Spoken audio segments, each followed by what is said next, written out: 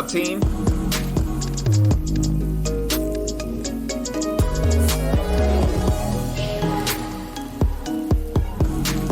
This beat is awesome. What's up, guys? I know you can't hear me right now. Give me a second.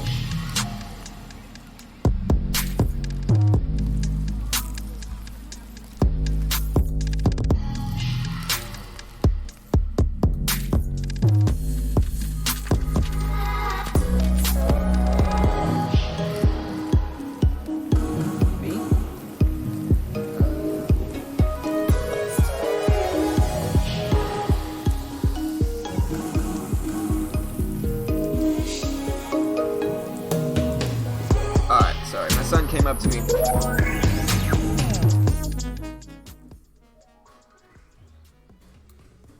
Let me know if this works, guys. Does this work? What's the volume like, team? Let me know.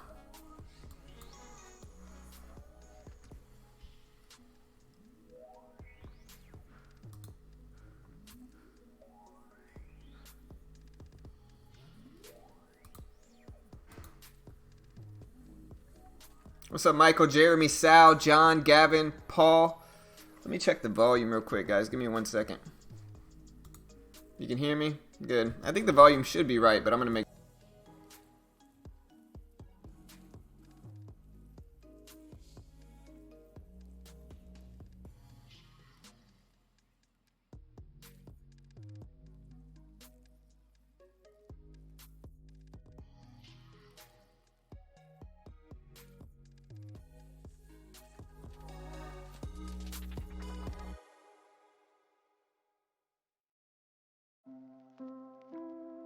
I think the volume there was just a little bit too low. Just a little bit too low there for me. What's up, guys? Alright, so market's about break even today. My baby UAL is down today, guys. It's down today. It's not down nearly close enough. Like I'm still up like $5 a share, like 20% in this trade on the remaining shares. And I already took profits. I was really good with my profit taking on UAL. I took it right at the top yesterday. And so, yeah. We're still good, but again, I'm going to hold the rest and be very patient with the rest and just plan to keep it break even on the rest of my UAL shares. But the market is about break even today as well. Let's take a look. Here we go. That's the market right now. That blue line, that light blue line right there is the previous day's closing price. So this line right here is the previous day's closing price. That is the point on a stock's chart where it effectively goes from green to red and from red to green. And so that's a level we're watching. We're over 300s. Everything looks good, man. Everything looks good. Nice. What's up, Son? What's up, Joe? What's up, Chaz? What's up, Logan, Sam, Bill, Jay, Evander? I don't know, bro, but that first beat goes hard, man. Everybody knows.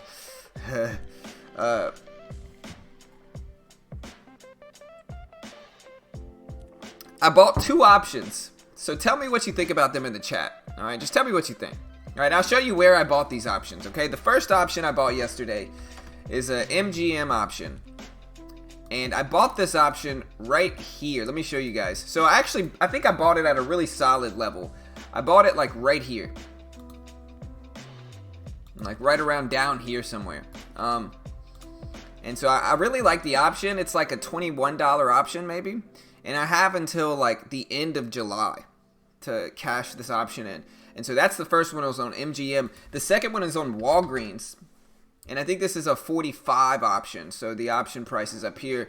And again, I think I have until the end of July until these options expire. I also have some freed up buying power that I'm going to invest in another stock today, and I might do that research here as well. Obviously, if you didn't catch the end of yesterday, if you didn't see in Discord, yesterday I made over $1,000 again in the stock market. I should have certainly broke, in day trading, I should have certainly broke the 10K profit mark, I'm guessing.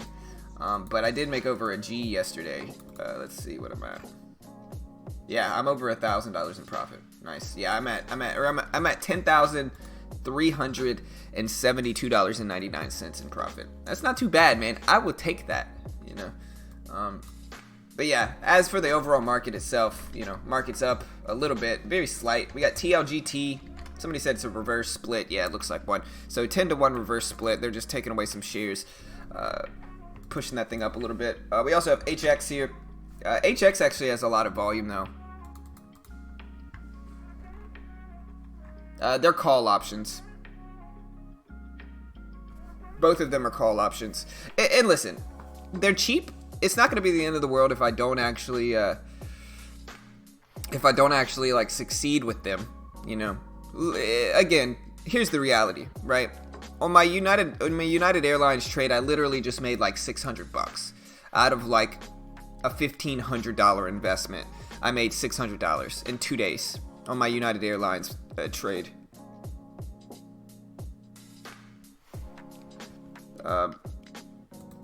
So yeah, so like I said, I'm up a huge amount, and I'm just kind of playing with one money already. And I have a stop loss set on UAL. I'm holding a very small position in it now, and we're fine. So that's really what I'm doing. But yeah, I mean, that's the reality of like why I decided to buy a few options, is because again, on that UAL trade, I'm up like $600 on like a $1,500 investment. And so, I'm going to take that money. Like I said, I did free up some more money, and I'm going to be investing today. Most of these are going to be investments, though. They're not going to be longer term, and obviously I'm a day trader. I'm going to stick with day trading, Day trading, I'm making a G a day, man. I can't even, I would be crazy not to keep doing that. But yeah.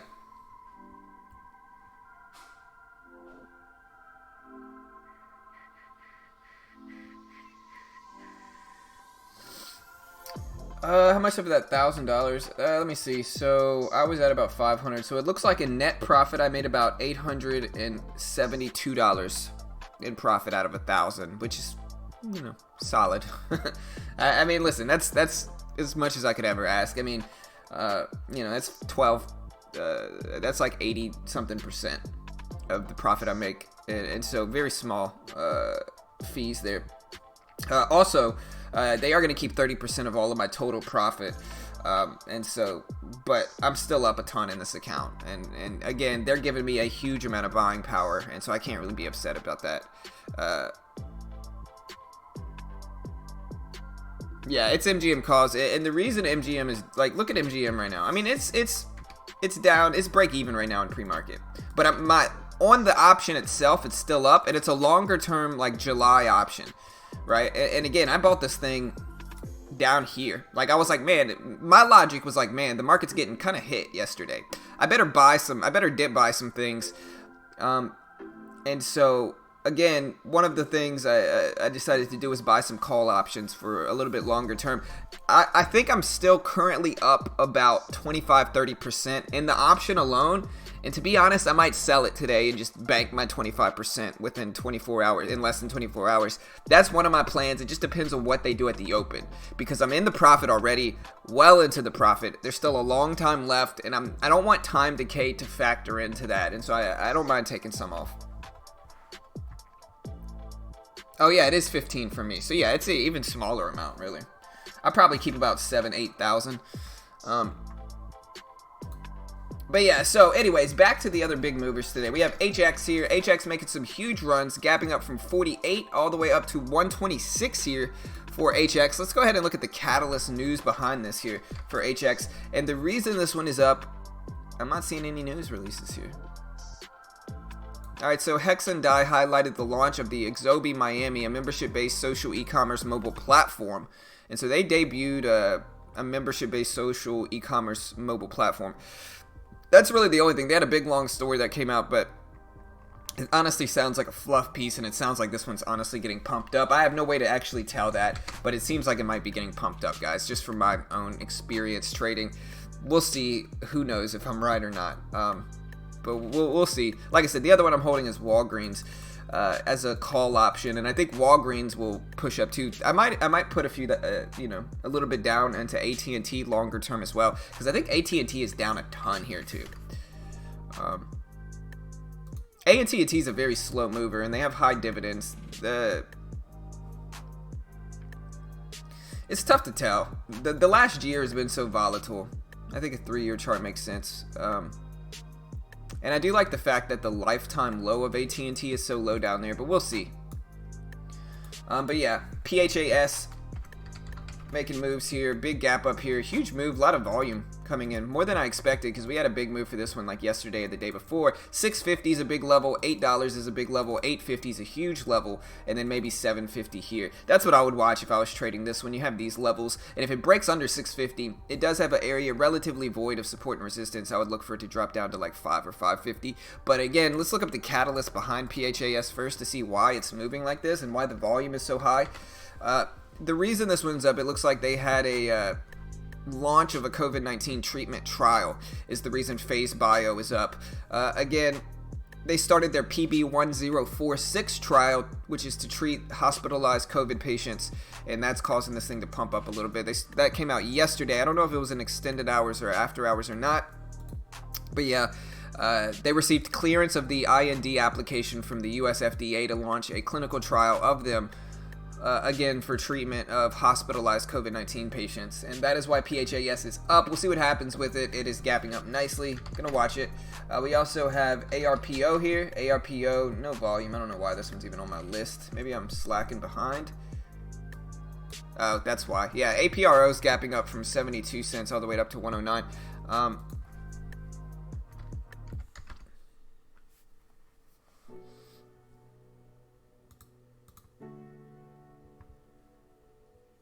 Space? I don't know, man.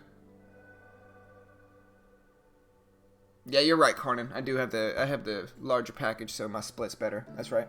I forgot about that. But yeah, point is, I'm building up some nice wins on this thing. So yeah, ARPO is up after they announced the selection of one of their bio drugs for the evaluation in the I-SPY COVID-19 trial for the treatment of acute respiratory distress syndrome in COVID patients. Hey, I appreciate the sub, Ryan. Thank you, brother. Appreciate it. Remember, guys, smash that subscribe button. We do this live for free every day if you haven't already. So yeah, they announced a trial as well for ARPO. This one's not looking as solid. I don't like this one as much. It's too close to $1. We got TGI here, which is Triumph Group Incorporated for TGI. We can look at the catalyst behind this one as well here. And the reason this one is up, let me see. Fourth quarter earnings, EPS of 69 cents, which was better than the 64 cent estimate. Sales of 693.11 million, which is better than the 660 million estimate. So good fourth quarter results for TGI. We'll see what happens with that one as well. We have TITN here, gapping up on pretty slow volume. A few other ones, Lumber Liquidators, Toll Brothers, HPP. We got WDAY. We got BA, which is Boeing, gapping up here. And I'm surprised United Airlines is down. Look at Boeing here. We're gonna take a look at this one too. Point is though, with my UA trade, my UA trade's done far better than anybody ever expected it to, and you know, as soon as I made that video talking about how I was going to invest in United Airlines, at least on a short-term investment, I had a lot of people that came out telling me it was a terrible idea not to do it and yada, yada, yada. And now that I've already taken a huge profit from it and, you know, I'm up a huge amount on my United Airlines trade, they're all of a sudden kind of silent, you know.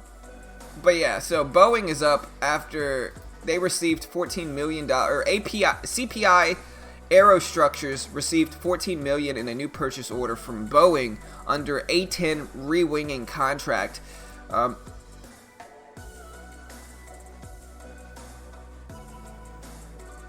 And so yeah, that's the news today, guys, is that Boeing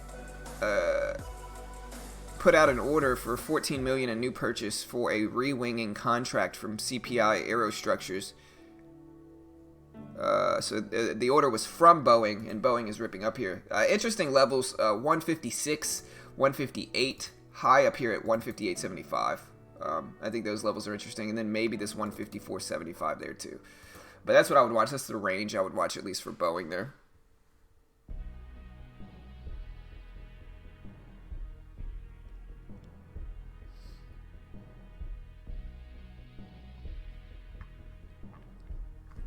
The next thing I have here, yeah, for sure.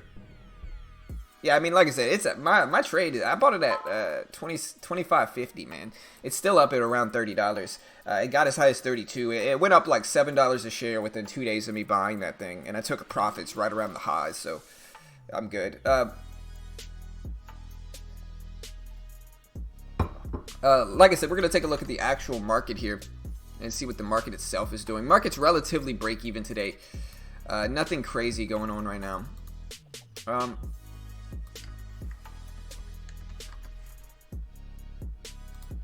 I'm going to go ahead and read the ETF preview that actually just came out, and I'm going to go ahead and quote all of this, and it's from MT Newswires, and it says, quote, stock futures were modestly higher, excuse me, stock futures were modestly higher in the pre-market session as investors were mostly cautious after Chinese lawmakers approved a proposed new security law that will be imposed in Hong Kong amid criticism from around the world, particularly from the U.S. In the U.S., there is talk of revoking Hong Kong's special trading status, as the former British colony would no longer be autonomous and would be under China's control with the passing of the new security law. The two largest economies in the world have clashed over several issues for the past few weeks over the COVID-19 pandemic, trade relations, and the U.S. ban on Chinese tech giant Huawei Technologies. On the economic calendar, at 9:30 Eastern are reports for durable goods, the weekly jobless claims, corporate profits, and the revised first quarter gross domestic product post. The pending home sales index release follows at 10 a.m. Eastern, and the EIA domestic natural gas inventories bulletin at 10:30. The Kansas City Fed manufacturing index will be posted at 11, along with the EIA domestic oil inventories bulletin. For Fed Reserve watchers, the New York President John Williams will speak at 11, and then Philly President Patrick Harker will speak at 3 p.m. Eastern. And so that's all the stuff coming out today. There's a lot of stuff. The open in the following hour or so, the following hour or two is going to be pretty volatile, I think, because of these numbers. We're going to get some big swings. It should be a really fun day. So stick around and watch us trade some volatility today. To move on to specifically commodities here, we have crude that's down 1%. The U.S. oil fund. The U.S. oil fund is slightly down as well, about 1%. Natural gas is down 0.1%, and the U.S. natural gas fund is up 0.3%. Gold is up 0.8%. The Spider Gold Trust is up 0.6%. Silver is up 0.8%, and the iShares Silver Trust is up 0.1%. That's the market news today, guys. Let me know what you're watching today. Let me know what you see. And specifically gap downs, we have IOVA gapping down. We have ARNA. We have HPQ, which I believe is Hewlett Packard, if I remember correctly. Yeah, it's HP. So we'll see what happens here. DDOG gapping down. We got a few gap downs for sure. But again, I might look for some dip buys today. It just depends. One Gavin was talking about is a Hertz Long. Let me know what you guys think about this one. I know it's a terrible company right now, and it's filing chapter 7, right? Not 11, chapter 7 bankruptcy. And so with that, it's pretty cheap right now, honestly. It's pretty cheap, and I could buy 1,000 shares of this if I wanted to. And hold long term. It's just about, do I feel like losing, $600 if it hits these lows? I don't think so. But it's an interesting look, just betting that it might pull through. But yeah, market is break even today.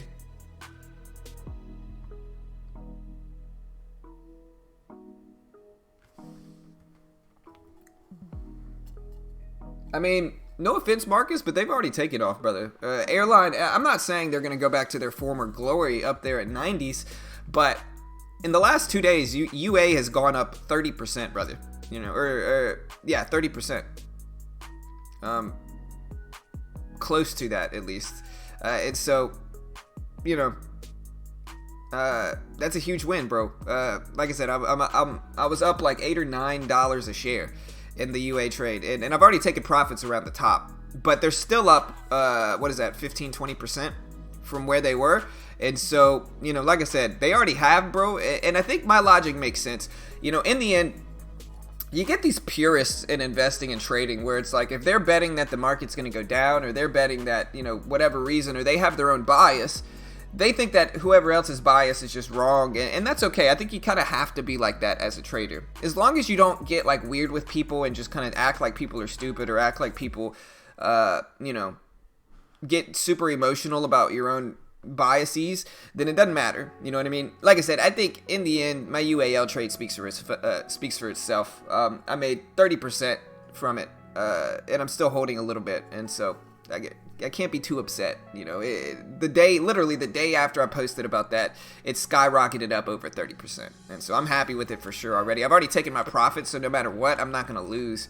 And like I said, I'm gonna look for some more dip buys. My logic behind United Airlines and all of this is that, again, listen, airlines are essential businesses, right? They might be struggling right now, but in the next 6 months, people are going to want to fly, especially in the next few months. Like, summer's here. People are going to need to fly. It's not like it's cruise ships where it's just kind of a luxury business. It's an essential business. Not like they're dubbing everything essential. Airlines are actually essential. And so with that, I think in the next few months, we're going to see airlines go back up, at least some. I'm not saying they're going to go back to their former glory up there at 90 something bucks, but what I am saying is that they will probably push up a little bit just because people are going to start flying more often. And, you know, United Airlines has the strongest numbers out of all the other airlines, in my opinion. Plus, you know, it's still down. When I got in, it was down 75%. And so I think that logic makes sense, objectively speaking. And everybody can have their own bias, and that's okay too. You know what I mean?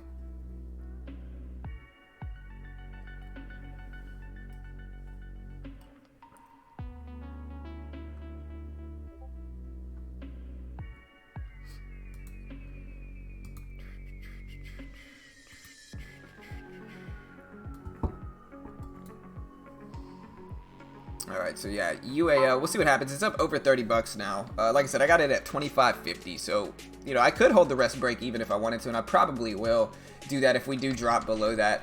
But again, that's my logic, and I no matter what people want to say, I think that logic is sound. I think that logic makes sense. You might not agree with it, but I think it's understandable logic, you know?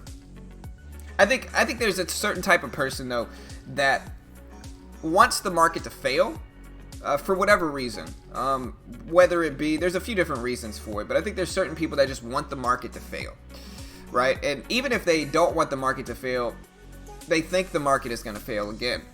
And so with that, anybody that has the opposing view, they kind of get weird with. And I'm not even saying you, because you didn't really get weird, Marcus. You're just telling me your own biases.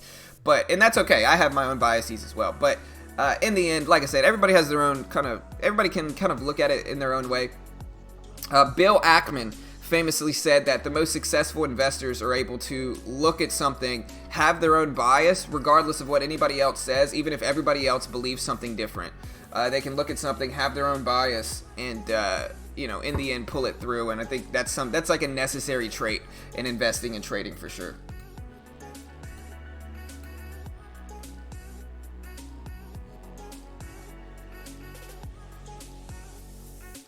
Yeah, 100%.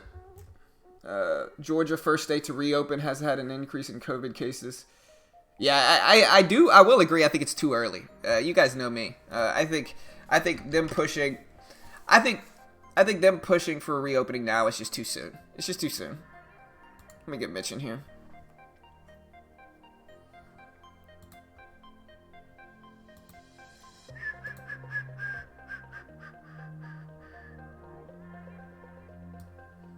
There we go.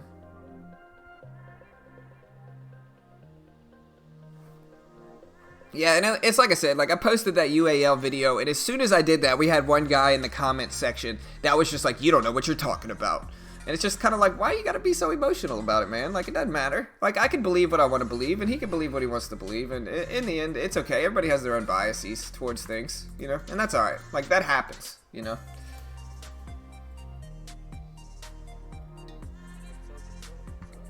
Yo, what's up, man? Let me turn the music down. Alright. Yo, team, man. Yo. I'm gonna patent that. I'm gonna trademark that, man. You know? What's up, guys? Let me know how Mitch sounds. Let me know what his volume is like. We got Mitchy Rich in here. What's going on, team?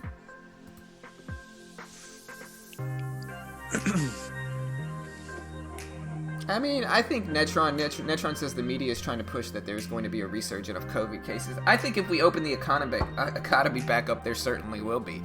Now, I'm not saying the economy is going to crash again, because I think people are going to be a little bit more stubborn with it and just kind of say, okay, oh well, you know. But I do think we're going to get more cases if we open the economy back up, obviously, and I do believe in having caution. Even though I'm long in some stocks that I'm betting on a rebound, you guys know me, I do believe there should be some caution here, and I think we might be rushing into it a little bit too much. It's funny, man. You got people that, you know, you get the people that, the people right now that are like, you know, they're standing for their rights, they don't want to wear masks, and it's just kind of like, come on now, man.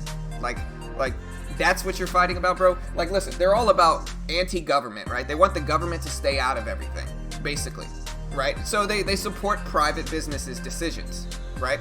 These are private business decisions, man. If Costco was like, yo, you gotta wear a mask, private business decision. You know, that's what they stand for. You know what I mean? Let them make their private, and the market will correct.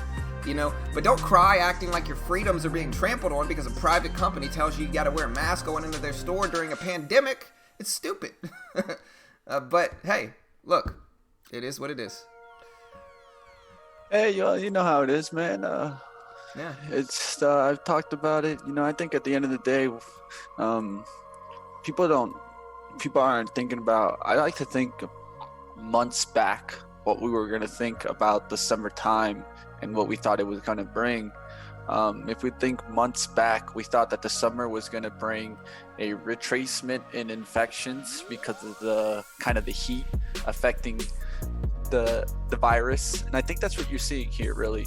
I think we have a window. And I think that's what the government's not really letting you know, is that their statistics really point to more of a window. There's a good window here where we're going to have good weather, where if everyone is wearing a mask and social distancing with infection rates going down because of what I think is seasonality, I think once seasonality comes back, it's going to be like the flu, where it goes away for the summer, but then comes back in the winter time and the fall time. So we have a nice little window here where we could go back to work. We could go, you know, he'd get this economy at least rolling again. But the concern is once we get it actually rolling and, you know, everyone starts getting this kind of confidence that, oh, the virus is gone. It's gone. It's completely gone. The scientists are the ones that are really concerning you about, hey, do not forget, this is not going away. Yeah. Regardless if we open or not, this is not going away until we get a vaccine. And I think those are the people that are giving you the right information, that you have to think of this in the long term. Yeah, we have a window right now, and we're going to take advantage of that window. We're going to open the economy as much as we can. We're going to try to get as much as we can out of it before we have to think about, do we need to re-lock down? Right. I think that's really what's happening here, and I think the government really wouldn't tell you that they're considering a re-lockdown later, because that would keep everything from reopening. So their idea is, if we take a risk assessment and we notice that, hey, we've already calculated that 100,000 people were going to pass away anyways, but it's not going to get to maybe, let's say, 200 in this summer, well, let's just reopen. It's not going to be the worst thing. If you look at, let's say, deaths by car accidents, like Trump likes to do, and you pull out other statistics, then yeah, it's really not going to look like the worst thing. But at the end of the day, you know, we are losing a lot of people, and anytime we lose a lot of people, it's definitely a tough time, especially when we're losing our elderly. And I think that's what we all got to remember, is that yes, this is a tough time, but it's a time for all of us to understand better who we are and better consumption usage. And I think this is what the scary part of the United States always has been, is that we rely way too much on the one thing that drives the economy, which is public consumption. And that's why the economy is reopened, guys. Yeah, for sure. At the end of the day, we need consumption. And if we're not going to consume, we will be consumed ourselves. Yeah, for sure. All right, guys. So let's go ahead market's and. actually rebounding up a little bit. You can see it's up. Oh, at it's three. a monster.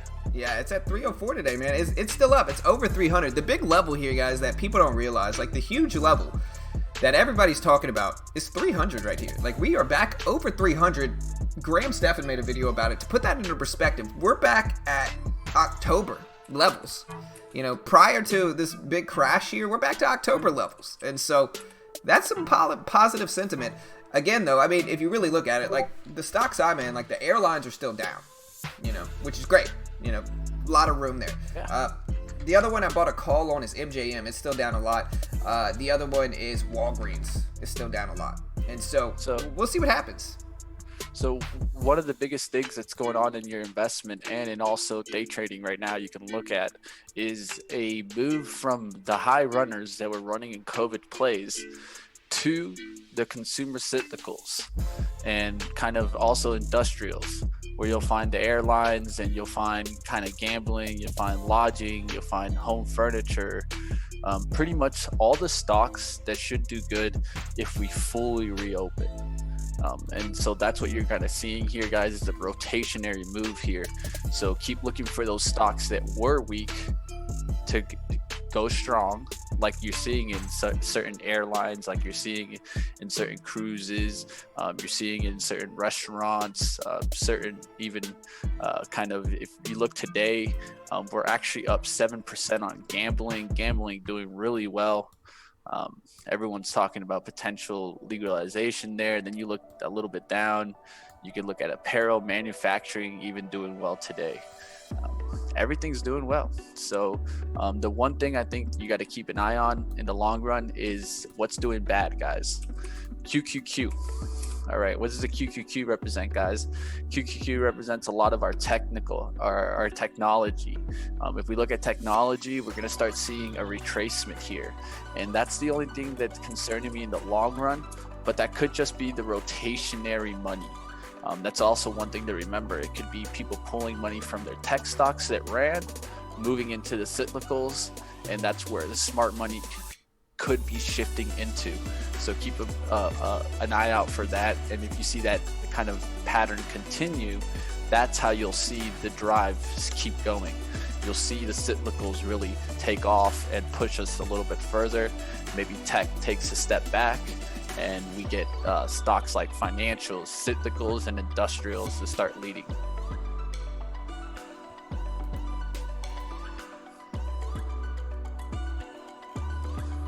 All right, I know we got job numbers out there. Yeah, I think they're dropping right now. And so, let me see. So, well, I don't think they're quite out yet. Let me see. So, we have BOE's German British pound, 1.5 billion, 7 to 20 year buyback.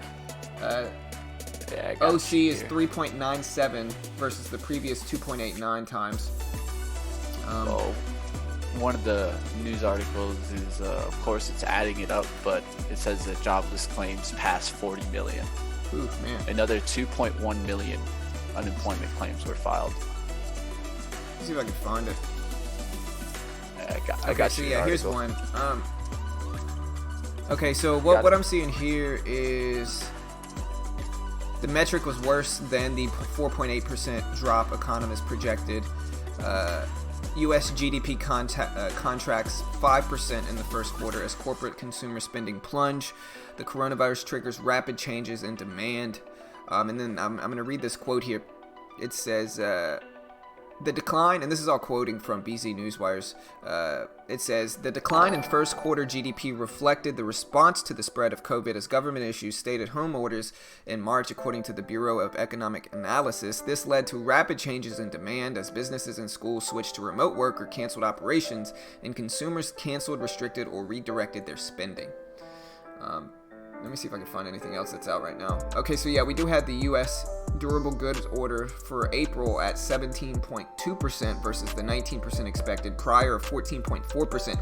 And so we did have more durable good orders than last time. A little bit worse than expected though there. We had USA continuing claims for May 15th at 21.05 million versus the 25.75 million expected. So lower than expected. Prior revised from 25.073 million to 24.91 million. Again, we had USA core durable good orders for month over month for April at 7.4% versus the 14% expected, estimated a prior 0.2%. We had US GDP QOQ for the first quarter at 5% versus the 4.8% estimate with a prior of 2.1%. We had U.S. initial jobless claims numbers for May at 2.123 million versus 2.1 million estimate, so pretty close to what they expected. Prior of 2.438 million, so we're still better than last time for sure with jobless claims numbers. So that is a somewhat good sign. We also have. Yeah, that's basically the numbers that I'm seeing him out right now. If you guys have any more numbers that I missed, let me know. Just touched on one thing in this New York Times article. It's a stat, but it's a pretty concerning stat, I think, in my eyes in the long run, is that the equivalence of pushing to pass 40 million is 1 in every 4 American workers is out of work. Yeah, that is pretty bad. That's pretty bad, man. Yeah, man, it's tough. But like I said, I think we're down so much, I think we can only improve from here. And I think that's what a lot of the dip buys have to do with, is that, like, we're down so much. Like, UAL was down, like, 75% when I bought it. And so I think you only get, like, opportunities where you're going to have some really obvious influenced by a lot of these moves, and a really big dip buy opportunities like a few times in your lifetime, a handful of times maybe in everybody's lifetime, and I think we're in one of them. I'm not saying you should. I don't know if it's going to continue to go up, but you only have these huge market catalysts like this a handful of times in your life, if that. And so I think it's a really interesting time in the market for sure. I saw another statistic that said that investing, that the most spent thing that people have used the biggest thing that people have used their stimulus checks for was investing back into the stock market. And that is one of the reasons the market has been doing a little bit better, is because people are taking those stimulus checks and they're actually investing it in the market, which is pretty shocking to me. I didn't think people would do that. I didn't think people would have the foresight to do that. And I think that is positively affecting the market as well. I think go ahead. I think it has a lot to do with just the positive sentiment in the computers, because I think most of the majority of the volume that we see is algorithmic volume, and a lot of these algorithms buy strictly off of the media printout. So anything positive said in any of these media outlets gets these agos to just completely slam on the buy. And that's how you can see the kind of change in direction, like you saw yesterday, where you saw everyone thought that at the beginning of the day, whoa, this looks scary, everything's dropping big. But then out of nowhere, you saw the scoop happen, and that was algorithmic volume just scooping and scooping and scooping. And so one of the things that you guys got to remember is that we're in an environment with free commission trading for algorithmic volume, and that has changed trading completely. I think that changed the whole market, and it's one thing that most people aren't bringing up, but I think that's what really is causing this drive up, is this the computers driving us up, and people having that idea that you're talking about, John, the FOMO idea, let's just put money into the market, because at the end of the day, you don't want to miss out on a chance like this. And I think that's what's also happening, is that idea also, is that, like you said, we get very few chances of big drops. Yeah. So people are starting to pile in, and we're going to just have to look to see. One thing I'll look for, there's two things really, right? So we're seeing technology drop. That's always been my concern on if the market was going to drop. So I'm going to keep that in my eye. But one thing I'm also looking for is that cyclicals, the stocks that are changing to be strong. Let's see how strong they really get. Do they get huge investments again today? And that's what you're trying to look for. Because at the end of the day, smart investors don't invest all in one day. They take like about a week or a couple weeks to put in their positions. So let's look for that transition in price action from those stocks. That's where you should see the momentum be driving. And another thing to take into account in this is knowing that technology probably isn't going to be the driver anymore if this is going to happen, if we are going to get this rotation in these investors. Yeah, for sure.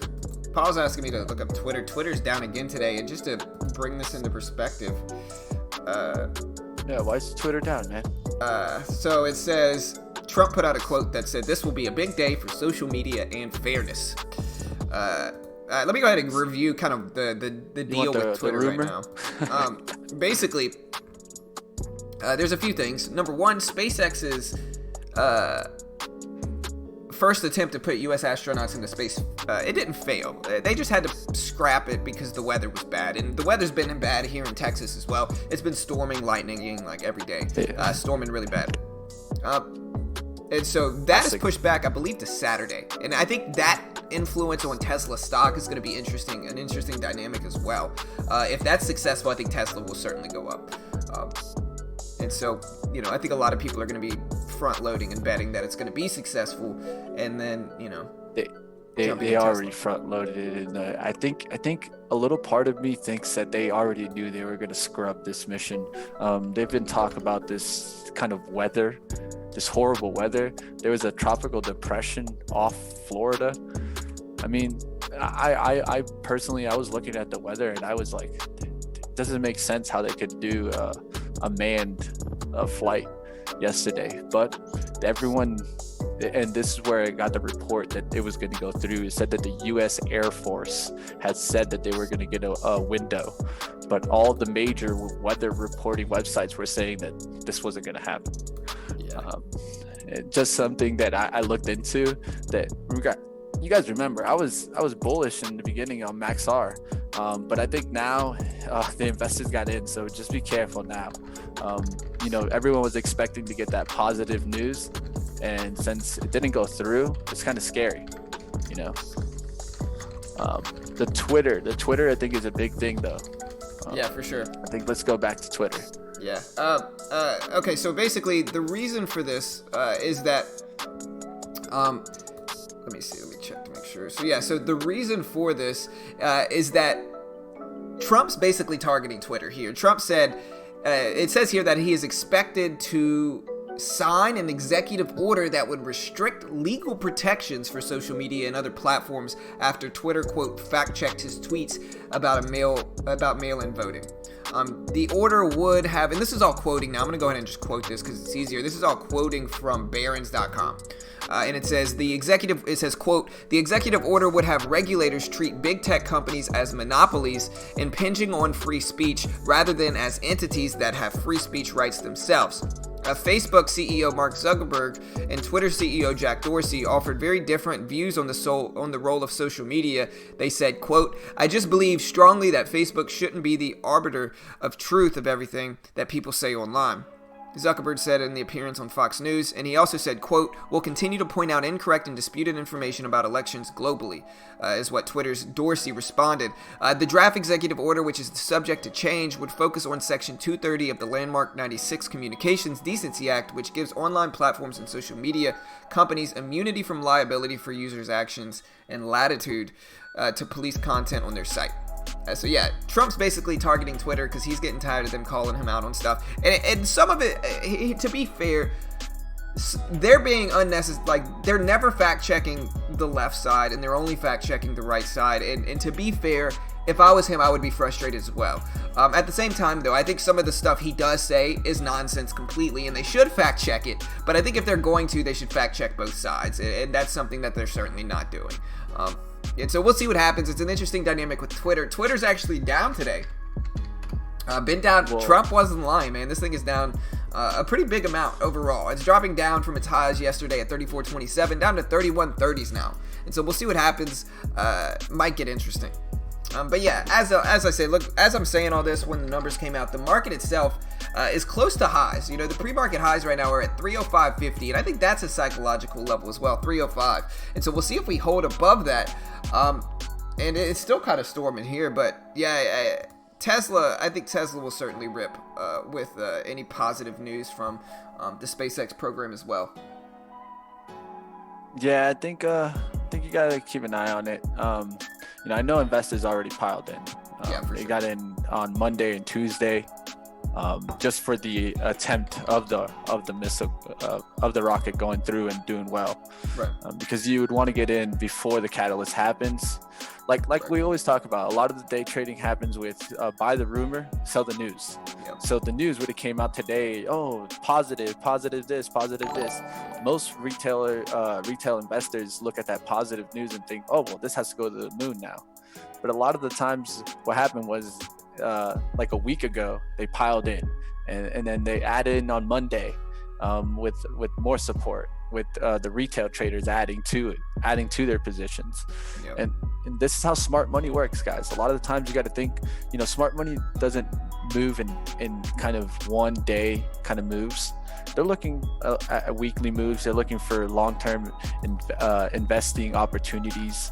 And I think this was a long-term one that they've been really kind of targeting, especially because space and kind of that sector went down a significant amount before this. One thing that I will mention, Disney reopening parks in July. I think this is a big thing. Also with that, you're going to see SeaWorld open up. One thing that I'll bring up about these stocks is a little bit different stock. Look forward, Comcast, Peacock. Now, another thing that we should talk about is all the stocks that are rallying. I think they're going to start dying out. We talked about some of these yesterday. I'll bring up another one that we didn't talk about. I think you could see maybe Domino's Pizza. That run is a significant run that we got in March. And I think a lot of this had to do with it being one of the major options when the pandemic and lockdowns were being done. But now that everything's reopened, I think there's more options. And with that, will Domino's keep moving up through 400? We'll have to see, but it's definitely hitting a resistance and could maybe head down to a support of 350. All right, guys, you guys have any specific charts you guys want to take a look at? I did see someone talk about oil. I don't know if you want to touch oil right quick. At least I'm seeing bullish chart setups on oil. At the end of the day, oil outlook has gone a lot better. The cuts have done well. I think oil is it back over 30? Let me see. Let me see where oil is. Yeah, oil's about break even today. It had some good moves yesterday, but I think most of it, I think it was up like 0.5% maybe today or something like that. Yeah, $32. That's not too bad. It's starting to get back up there, guys. The people that made the long-term investment in oil, hey, shout outs to you. I personally didn't like it, so I can tell you guys were smarter than me in this one. And that's how you got to do it sometimes. Sometimes you're not going to feel it. And I didn't feel it in oil. And some people make the investments and they're reaping the benefits. And that's how investment really goes, guys. You never know when you're going to be right. The only thing you can do is always worry about the setups and how you take the approach. Yeah, for sure. Yeah, honestly, I think if the market breaks highs today, a lot of stuff is going to get dragged up. But like look into a few other things. Like we do have a few other gappers here. We have like Toll Brothers, which is gapping up pretty big from 33 to 35. It's a housing. Yeah. So housing stock. Let me go ahead and go over the catalyst behind that. So they posted a little bit lower second quarter net as sales were hit by the coronavirus, but it was still better than Wall Street expectations for Toll Brothers. And so the reason it's up again is because they reported 59 per share profit during its fiscal second quarter ending in April 30th, and that was compared with net income of 87 cents per share during the same quarter last year. Obviously, that went down because of the coronavirus, but analysts on average had been expecting them to earn 42 per share, and so they put in 59 per share, which was much better than expected, on 1.47 billion in total revenue from February to April. So much better than expected results for Toll Brother, and because of that, you can see it's gapping up from 33 all the way to 35.90 here, almost at 36 basically. So about $3 gap up, and a pretty strong move there. Let me see. We also have a few other ones here. We have Spirit Aerosystems, which is SPR. gapping up here with pretty decent volume and volatility in pre-market. I think this one's up probably because of Boeing. Boeing is up after a big order they placed, and this is Spirit Aerosystems. I'm not seeing any catalyst from today, but I do see Boeing, which again, I can go over the catalyst for this. A big gap up in Boeing from 149.50s all the way to 157.50 for BA here. And again, the reason this is up is because CPI Aerostructures got a $14 million purchasing order from Boeing, and now they're gapping up a pretty solid amount. I'll probably watch this one today as well for Boeing, but yeah, they put in a big $14 million order, which was under an A-10 re-winging contract for CPI Aerostructures. So yeah, Boeing put in a pretty big order, and I think that's going to drag a lot of these other stocks up with it. We also have ALXN here gapping up. ALXN. Which is Alexion Pharmaceuticals. I can go ahead and go over this catalyst as well for ALXN. And they highlighted upcoming data presentations at the European Hematology Association for June 11th through the 14th. And so, yeah, they basically announced the presentation for ALXN. We got HPP here gapping up some. We also have SNTC, DLTR. We got a few other ones. Dollar Tree, retail stock going up. Look at Dollar Tree, guys. DLTR. I didn't see this one, but Dollar Tree ripping up. They posted lower fiscal first quarter adjusted profit despite sales growth. And so, yeah, earnings were better than expected here as well. So, to go over the actual numbers, let me see. Yeah, that's an easy story there, man. Dollar store is what is it? We got discount retailers. Yeah. Those are the ones that I would be looking to do well in an environment where you think discretional spending can go lower.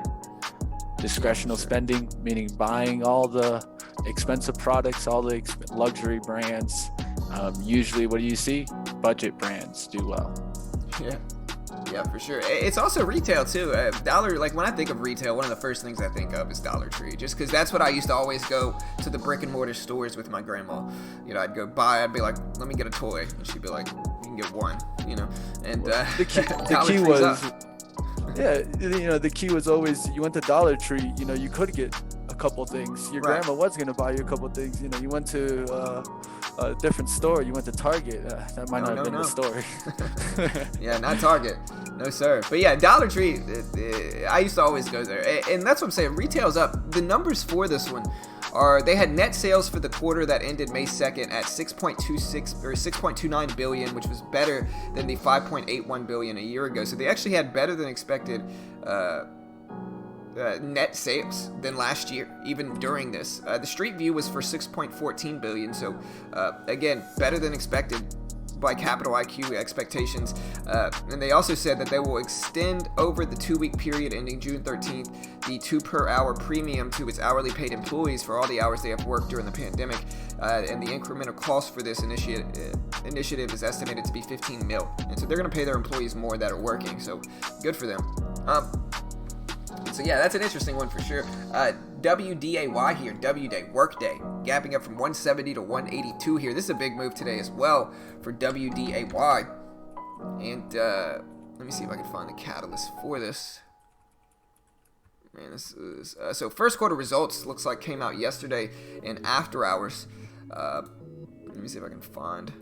So yeah, good first quarter sales, and they also had a Salesforce partnership for WDAY.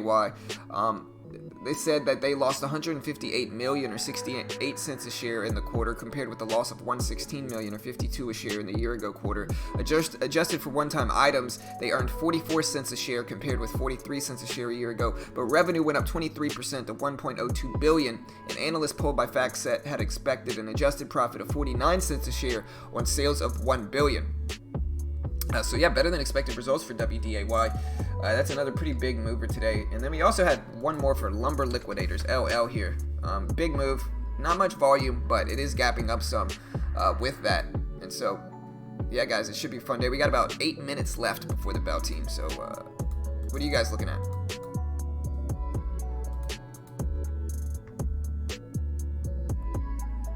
Vegas casinos. Yeah, like I said, I hope they do, brother, because I have a call option for MGM, so I hope they do open up, man, because like I said, it's a cheap option, and you know, I think they'll open up. It's Yeah. just going to be about the matter of how long will it take for them to get the kind of reservations back. Right. That's really all it's about. I don't think anyone really thought the like kind of like the the four major ones really. There's like MGM, LVS, Win, and then you can look at Penn and kind of the gaming. Right. And those I don't think anyone really thought they were going out of business. So those are the type of stocks that I like those long-term shots at, right? Because when you can think about it and you can think of that stock like, well, they'll probably survive through this, and that's already a positive. If they can survive, that's actually a positive for the stock. And I think that's one of the biggest things that you can do with kind of, especially those long-term plays where you're trying to scoop a stock up. You're essentially needing some kind of sentiment to change, and I think in those you got a lot of people piled in, so those are looking well. Do I think they can retrace them? Yeah, but at the end of the day, a lot of people did pile in those. So. Yeah, for sure. Let's see. Yeah, what do you think about Microsoft? Microsoft's not one I trade a ton here.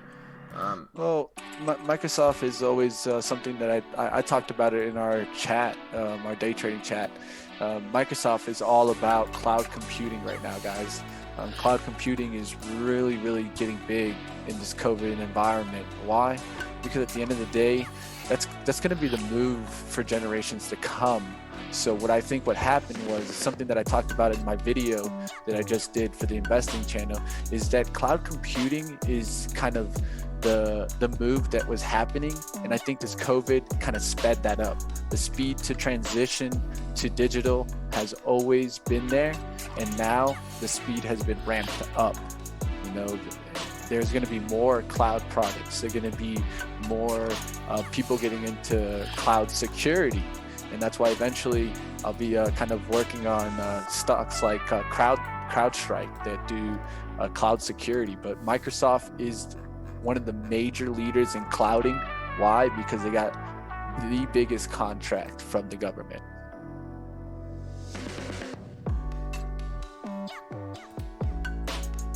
So that's what I would look for in Microsoft. It's a story about cloud computing. And a lot of people bought this up as soon as it dipped because they just could see that.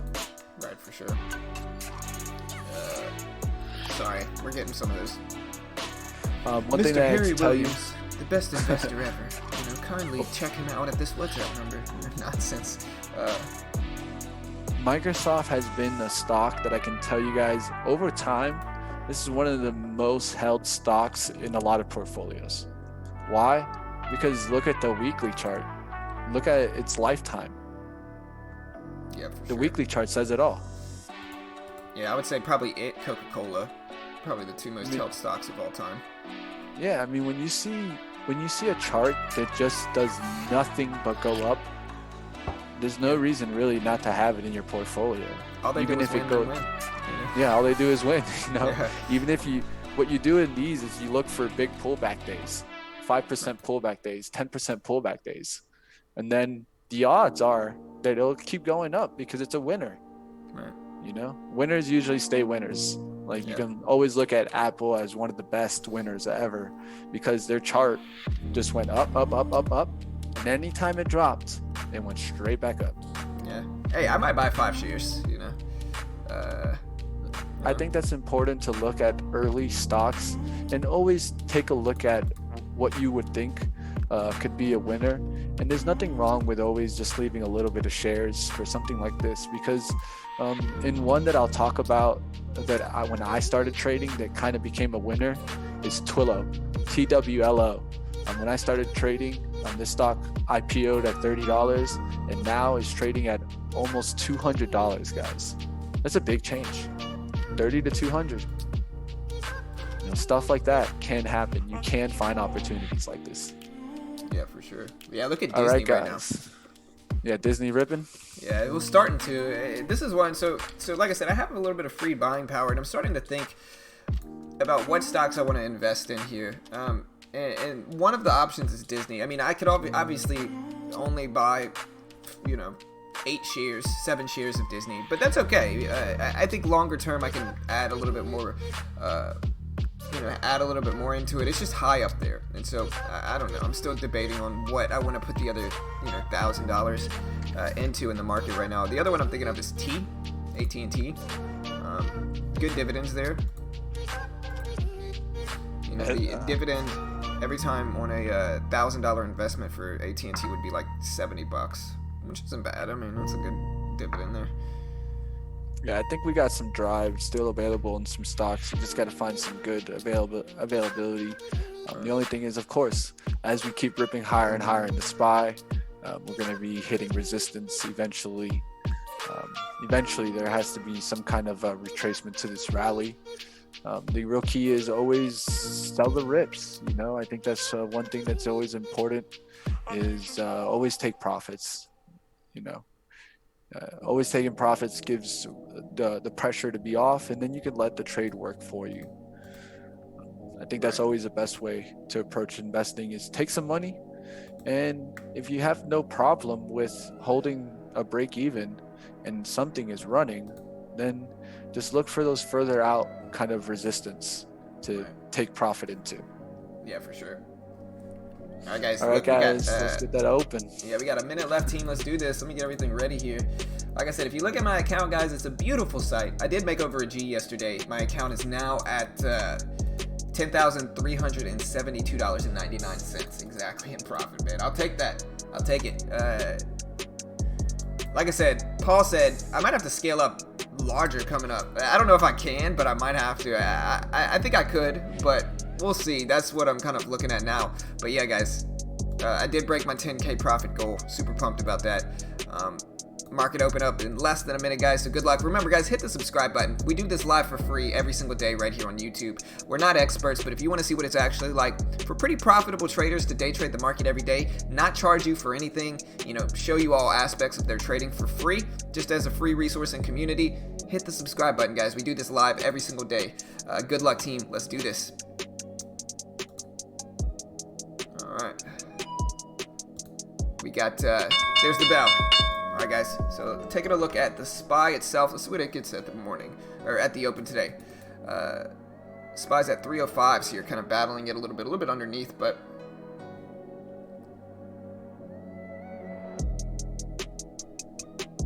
what's the other one I'm holding? Walmart.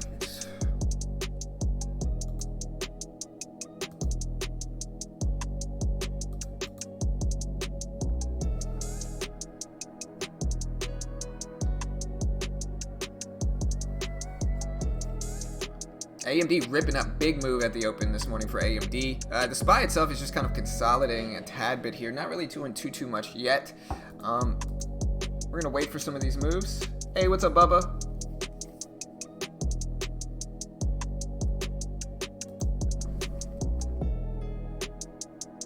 All right, guys, market's dropping a little bit now.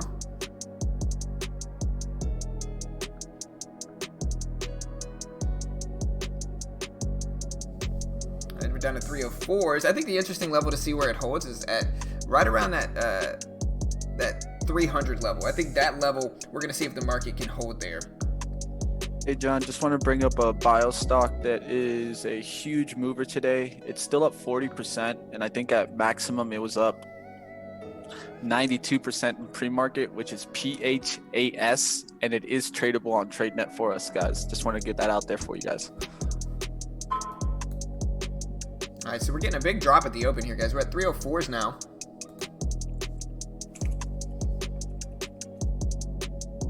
So yeah, like I said, guys, remember to hit that subscribe button. We do this live for free right here on YouTube every single weekday. And so show support. Let me get this ready so you can see. Yeah, this is the SPY dropping here. We're going to try to make some money today, guys. Like I said, I got a lot of room in my account. I did break that $1,000 mark. The market's dropping big, though. The SPY's dropping pretty big. We're down to 304s, bouncing off of the whole dollar now. And like I said, I'm trying to figure out what I want to invest in right now. Is honestly what I'm doing today. I'm looking at T, maybe T. Right now I'm looking at AMAT for fade. Maybe MGM? Do I want to invest in MGM? I guess I'm coming to it.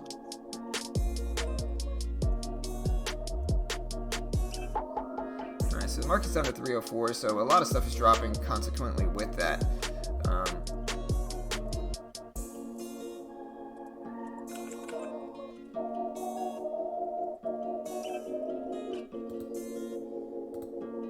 Significant green to red move was in car, and it's already faded once. I'll look for that one to fade again. Honestly, AMD is just making huge moves this morning. Big rip up to 53 now, right around 53 holding.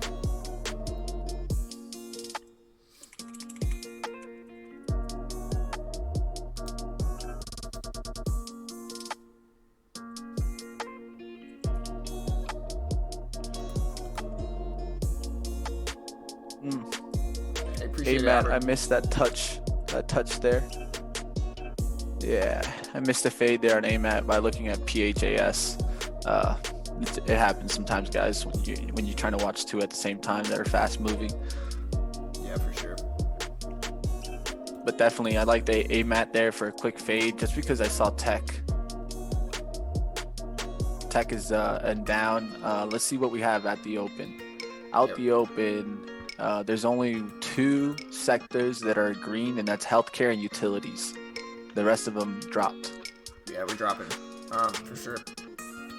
A big level here for the market is 303.50s. That's the previous closing price. If we break that level, we're effectively going from green to red.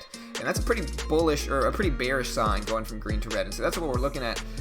SPY is down a solid amount today. We're still technically green on the day, though, and that's what people want to understand, is that we're actually still green technically, but we're getting close to the red to green level, which is 303.50 here. We break underneath that, we're at 303.70. We break under 303.50, we're effectively going red on the day. And so that's what people want to understand about these levels here.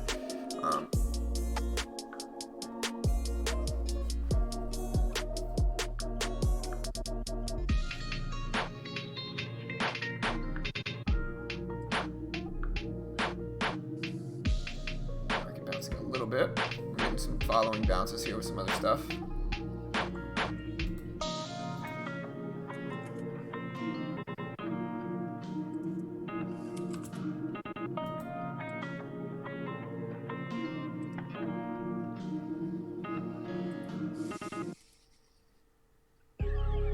Getting a little bit of a rebound. Just waiting here, guys. Haven't traded anything quite yet. MU is down pretty substantially here. MU breaks lows, I might short into it, but I also think it's going to depend on what the market actually does here, because I think MU is following the market to a certain extent right now. Let me see. What else we got? AMD's ripping up, breaking highs as we speak. Look at the market rip. So the market's reversing here, guys. It's pulling back up. It's at the VWAP. Nothing set in stone yet. We're battling the VWAP right now. And, yeah, I'm just going to wait here.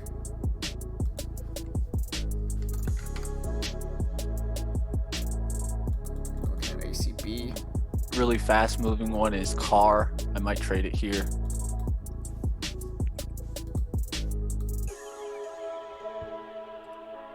All right, market's battling the VWAP right now.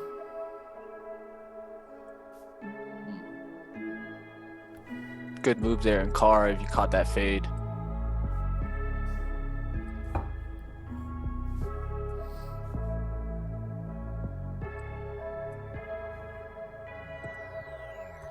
I'm looking at ACB here. If ACB breaks up and rips highs at 1440, I might long a few shares of this thing here.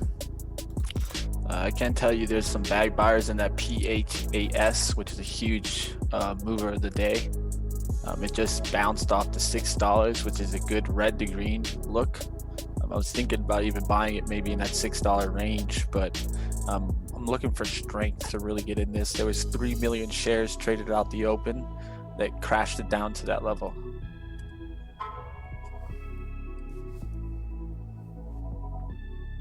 I appreciate all the subscribers today. Like I said, guys, hit that subscribe button. We're pushing close to 23K subscribers. So smash that like button and hit the subscribe button, really, if you want to help support us. We're getting there. We're close. Disney. Straight down, guys. Straight down on Disney. It's impressive. Hey, if Disney gets low enough, maybe I buy it, man. Maybe I buy it. You know? Yeah. It's still pretty high up there, though. I'm just remembering the lows from this whole pandemic thing, and Disney was super low, so up at 120s doesn't seem very good to me. Market's pulling back down, though, dragging a lot of stuff with it. Retail getting hit hard, guys. Looking for Macy's or KSS to come back to VWAP.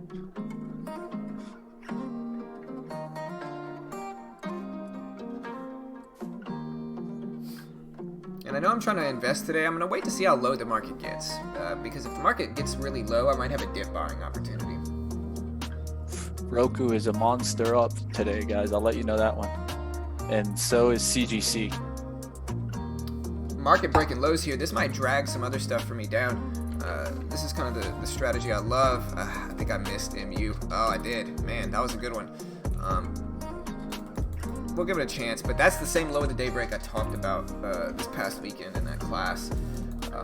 Is that low of the daybreak? Very profitable setup, highly profitable setup.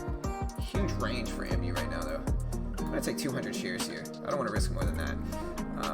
It's too much, just too extended down there. I basically am betting that the market's going to continue to break lows and drag MU down like this, which it is, which is great, but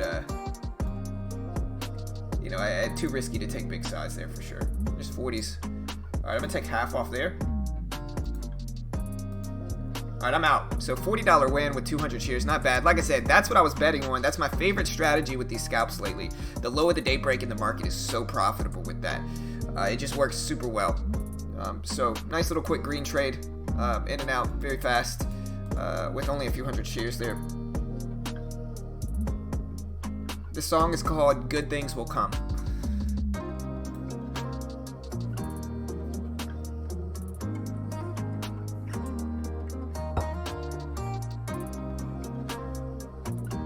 Alright, AMD, as I'm saying this, is just ripping up here big.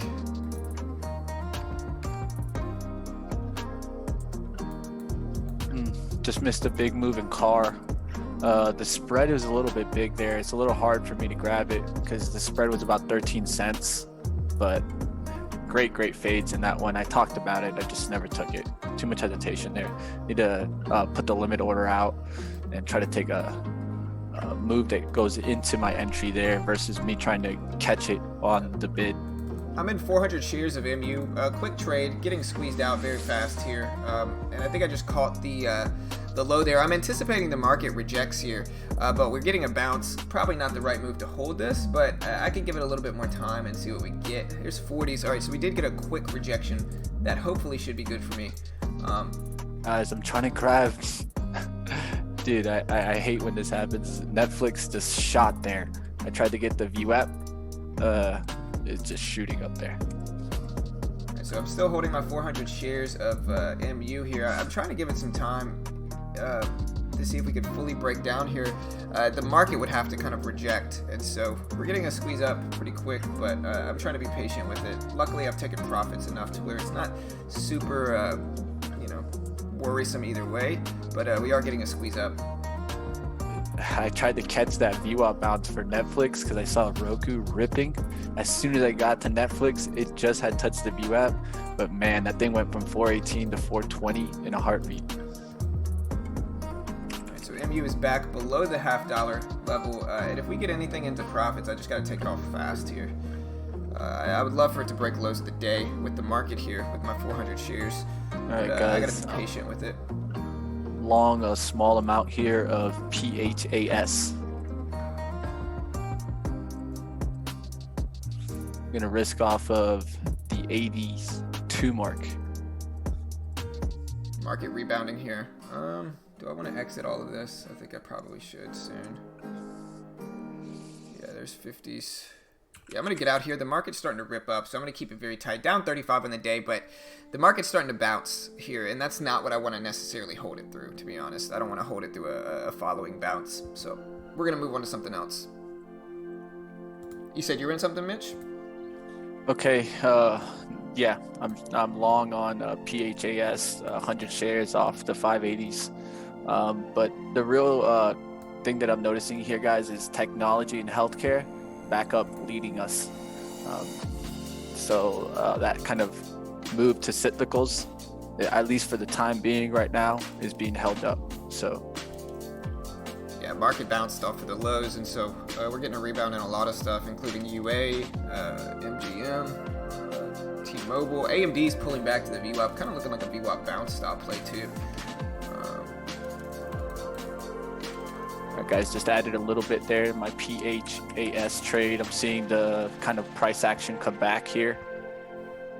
Yeah, I jumped in with 500 shares of AMD here with the VWAP bounce setup. Just to show you guys. I'm going to take a little bit off there, holding the last 200 shares to see how much of a rip we can get here. About break even on the day, but I like the VWAP bounce there for AMD. Now that I'm mostly out, I'll put reach back up. There we go. Solid bounce here. Take a little bit more off there, hold the rest. Slightly green on the day, but not by much. But we're gonna try to let this AMD bounce work a little bit higher, maybe up to like 53.30 or so. Beautiful quick bounce there though. Scaled out of most of it already. And we're just gonna get out the rest there.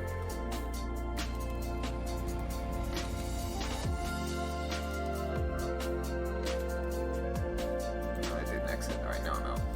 All right, slightly up on the day, minor for sure. Alright, so the market's pulling back to the VWAP to test the VWAP again. It kind of looks like the market's going to reverse here and start to head back up. Especially like a big level for the SPY is 304.40. If we break 304.40, I think a lot of stuff's going to start following the market back up with it. Just added a little bit there.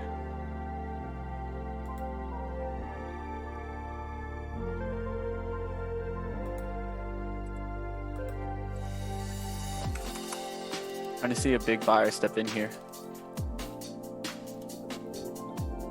Maybe I should have held a little bit with AMD because it is ripping up big now, guys. Big rip.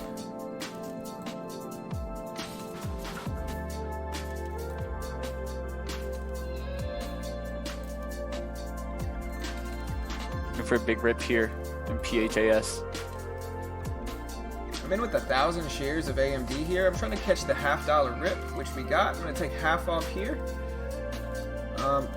Hold this last 600 shares.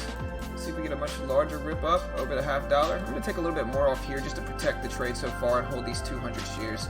Alright, so caught the rip, but we are essentially dropping very fast. So about break even on the rest. Yeah, I'm going to get out there. So not a bad little win. Up on the day, about 30 bucks. We're going to keep swinging, pushing, and we'll see what happens.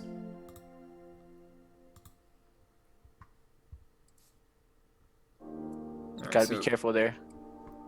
The SPY rejected off the VWAP, and now it's down at 304 right now. So big red candle in the SPY, but it's kind of retracing a little bit here. We might have some more opportunities. About to get out of this cracks 95s here.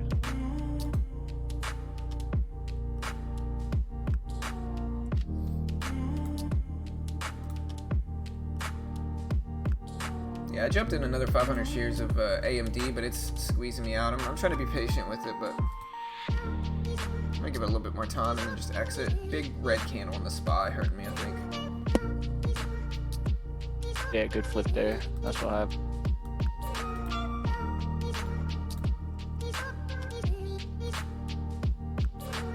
Hand on the trigger to get out.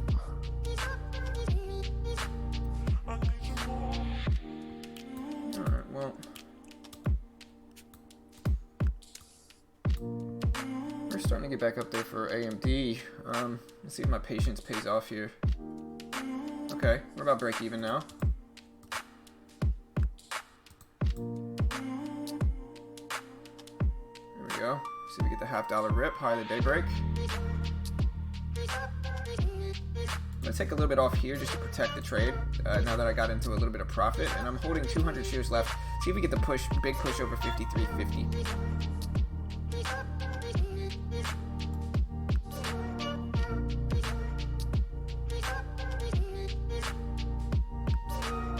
All right, I'm gonna give it a chance here. If not, I'll just cut it.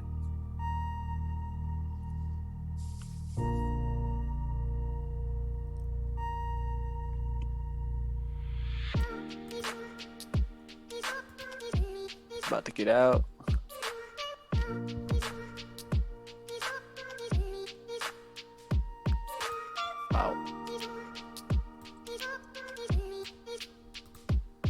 So we're getting a nice rip up here. DHS breaking down. Sorry about that. No, you're good. So I took half off. I think it was a little bit too late, though, and I think we got a quick rejection at the high of the day for AMD, unfortunately. But I was able to protect myself a little bit more here, and I'm just going to get out the rest here. It's just consolidating too much. As I say that, there's the swing, but still up on the day. We're going to give him some time. Maybe I'll trade some more momentum here. Let me see. All right, I'm back in with 400 shares. Being a little swingy here, I think, but I'm going to try to give it time to break, and, you know, I'm already up a little bit on the day, so no matter what, I'll be fine. Ideally, I'd like to see it bounce at 40, and if it breaks under 40, I think I just got to exit this thing. But in with 400 shares, so pretty light, really. Again, this is the level I got to watch, specifically 53.40. Out. We broke that level. Maybe I could have let it test, but I think I'm trading a little bit too much. We'll have better opportunities. I just gotta wait.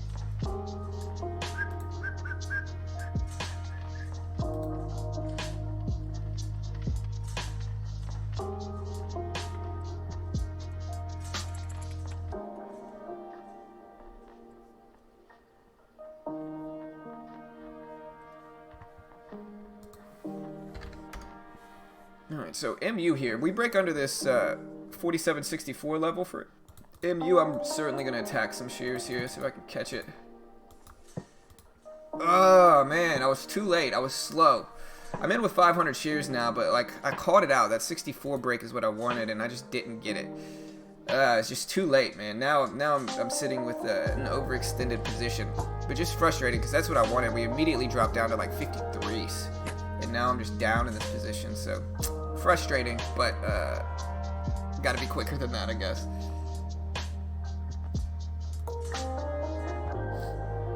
Alright, a little bit better. See if we can crack the $0.50. Just my entry's terrible here. There's the $0.50 break. Not too bad. I'm gonna take half off here just because it was a little bit too extended of a trade. I didn't get the best entry, so I'm in profits. I'm taking it.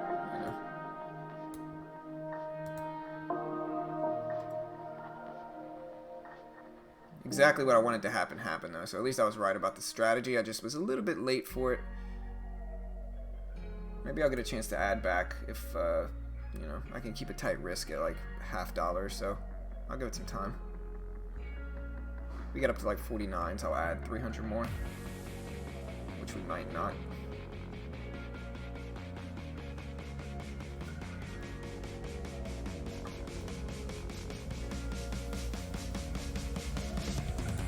Add 300 shares here. Try to be pretty tight with my profit level.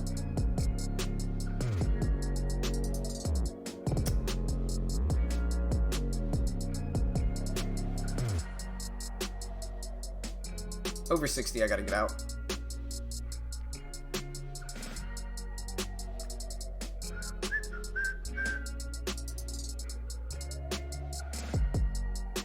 And out. Yeah, just worst case scenario there.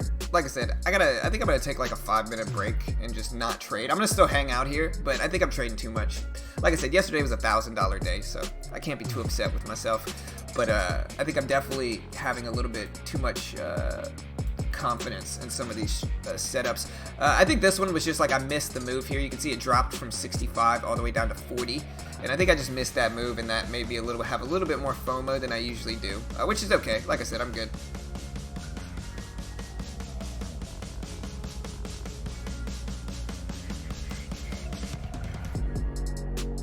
Market pulling back to test the VWAP again. That might give us some interesting stuff.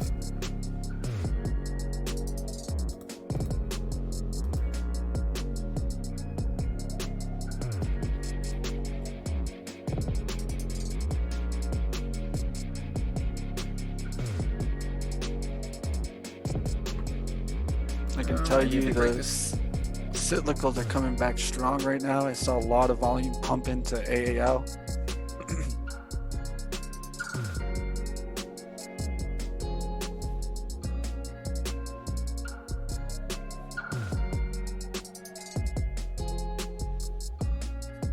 I'm back in with 500 shares with MU, anticipating that we reject and break lows.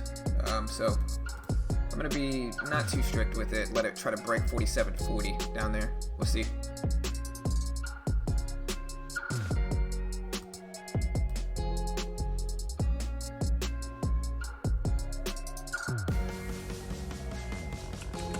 Yeah, I think I'm just trading too much, guys. I'm gonna get out and just like, oh no, what did I do? Oh, I'm at 200. Alright, yeah, just get out. Small day though. I mean, $128 down. I've seen a lot worse than that, and so I'm gonna take a break, throw Mitch up for a second, and just chill.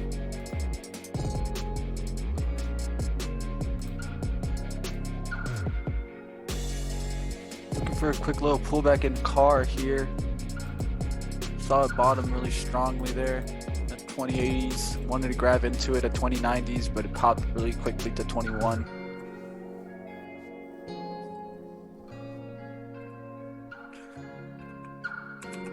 Look at maybe Roku. Roku looks good here. BP is just the amount of money I can spend on any stock, you know. I'm not saying I am spending it, but BP just stands for buying power. It just means the equity you have in your account, including leverage. Like a lot of mine is just leverage. It's not actual money that I have.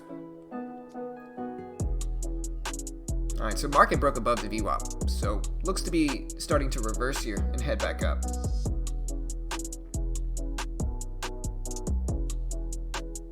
Looking for one more strong dip here in Roku to take a VWAP bounce trade here.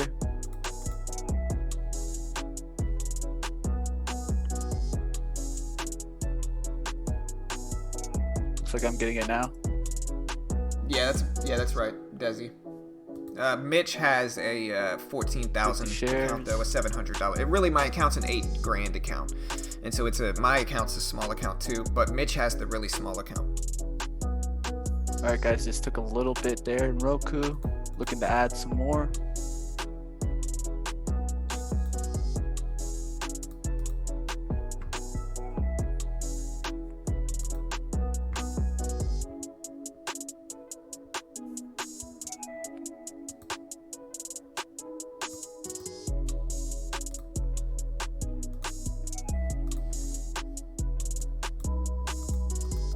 Seeing a drop down in SPY. Alright, I took a little trade on MU, holding 300 shares left as we get the breakdown here. I think I'm going to try to be patient with the rest of this and, you know, really kind of let it work, although it is kind of reversing on me. But I took profits a little bit already, but not anything super significant. Alright, guys, just scoop some of Roku. Let's see if I can get this VWAP bounce. One thing I did notice though is today I went long on the first trade, and our SPY is really down today, so I don't really like how, at least trading with the trend. But jumping on Roku here.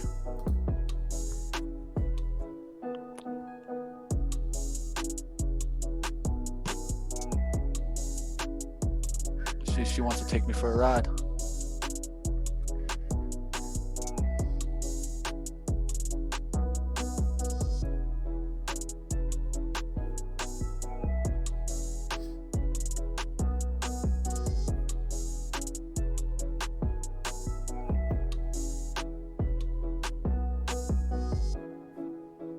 There's a nice little breakdown here. If I can get a little bit more, I'll take some more off of MU. I'm trying to be patient. There's 20s, 27s. I'm going to take half off there and then hold the last little 100 shares. See if we get a much larger breakdown, exit, break even on the rest. Only down 60 something now. So very, very tight. About to get out, break even. Move.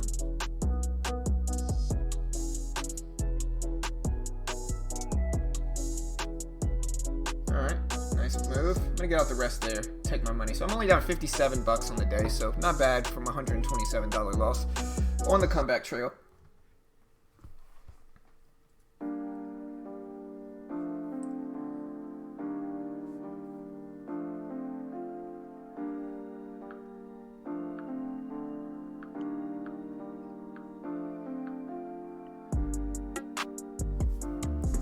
Market's back below the VWAP there. That might drag a lot of this stuff down too.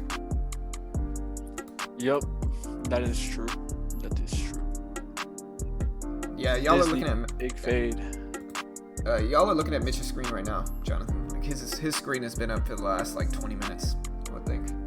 Big fade there. Big fade there. Disney. What a nice fade. Sometimes we're gonna miss the best charts. I think today definitely really good look out of Disney. Really good look in Car. Those are the two like just really easy ones for me. I can see.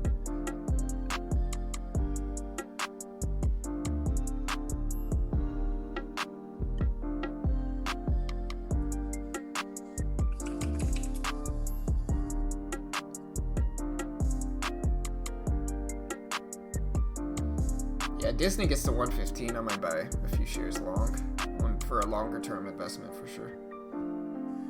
UA popping up.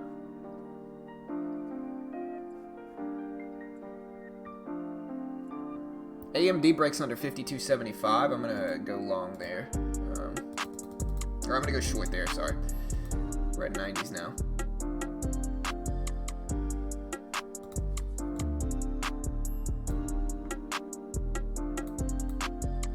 Alright guys, I see things getting a little bit stronger here. Let's see what happens right at this moment. I'm looking to see the momentum.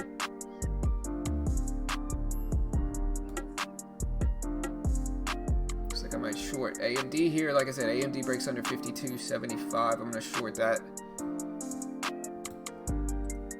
Here's 83s.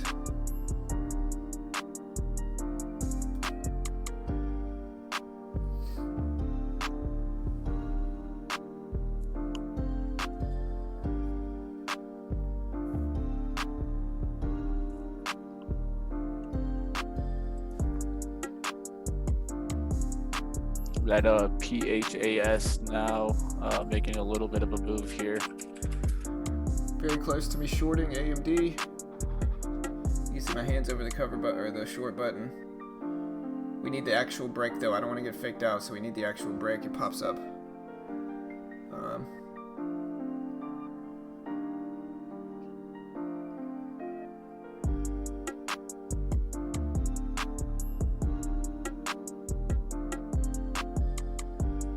Alright, I'm in 500 shares. There's the break. Like I said, called this one. Nice. I'm going to take half off here.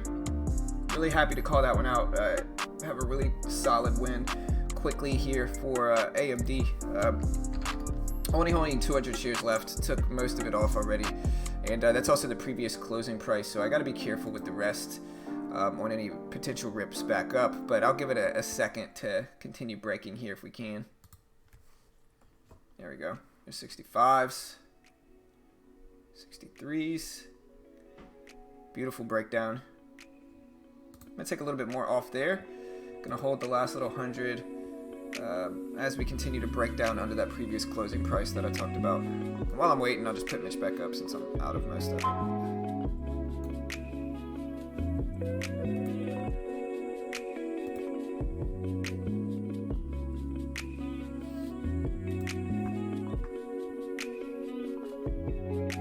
Pen is what I'm looking at right now. Beautiful breakdown here for AMD. I'm just going to get out the rest. So yeah, basically I've effectively rebounded from that $130 down day. I'm only down 16 bucks, and we'll have some more plays to take advantage of here, but not too shabby so far.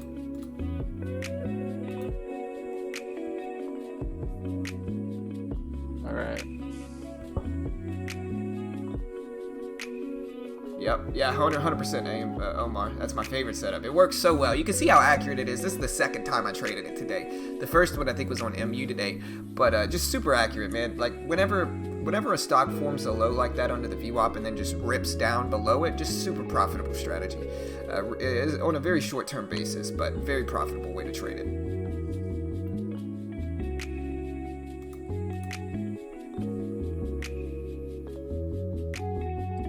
Nice, Omar. Hey, happy you got it, brother. Like I said, just a really high percentage play for sure.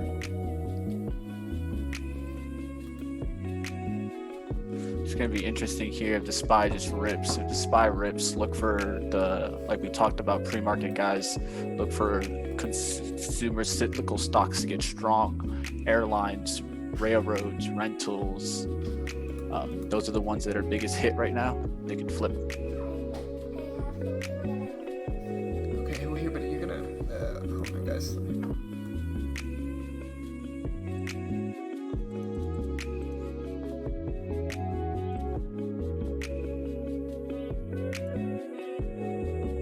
Tried to buy a little bit more of Roku there, but I don't even have enough to buy more.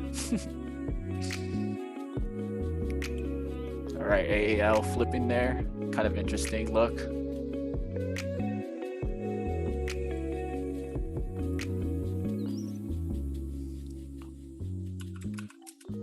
All right, getting a rip there, at least in Roku. Sorry, guys, I had to talk to my son a little bit there. Looking for a push up in the 107.25 area to sell about half of this.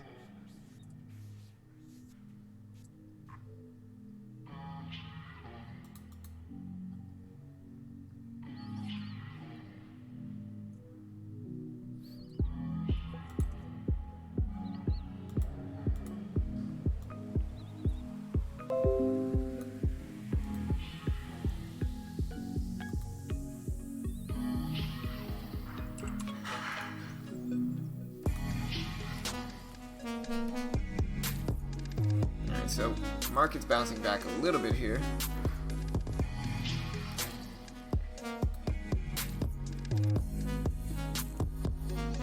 Looking for one more little rip here, and I'm gonna take some off here.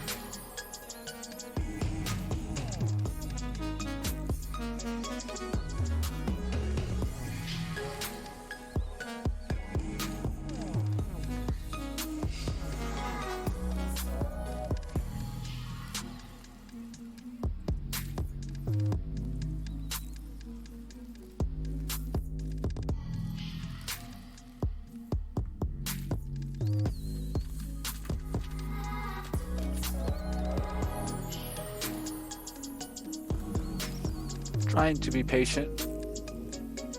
Seeing some stocks get a little strong there, but not looking at too many stocks. Did see a pen flip there a little bit.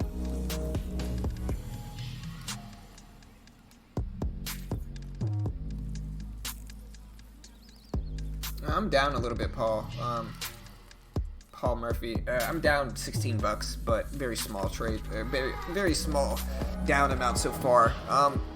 Market's rebounding, so not the momentum's not really on my short side right now, so I just gotta wait, I think. Roku dropped there really fast there. I didn't like that. It looked like it was gonna break out through that 107. I was giving it a chance to get to 107.25. Maybe got a little bit too picky, a little too greedy there, but I'm gonna definitely hold to VWAP here. Yeah, remember to subscribe, guys. We do this live for free every day, so if you want to see what it's actually like for profitable traders day trading the market every day, like I said, you can follow along with our entire trading, see what we're doing, see how we end the day every single day, and we do it all for free while not claiming to be experts or gurus. Everything we put out there is free, and so if you appreciate that, hit the subscribe button. You know you want to join us again, and if you click the bell next to the subscribe button, you'll get an alert every single time we go live, which is every single weekday. Alright guys, one that I'm looking at right now, EMPH, just holding VWAP multiple times. Interesting one to watch.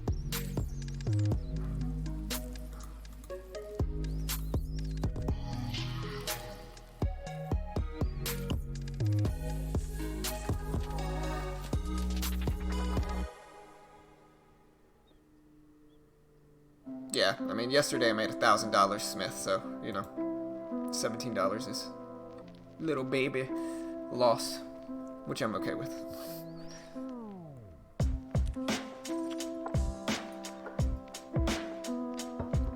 And like I said, guys, you guys can see my account balance, you know. These counts give me 240k in leverage, and so I'm up to 250.35k. So up about 10.5 or 10.5 thousand, roughly, pretty close to that. Hey, I appreciate the subscribe. Where did my subscriber list go? I lost it. But whoever subscribed, I really appreciate it. Thank you.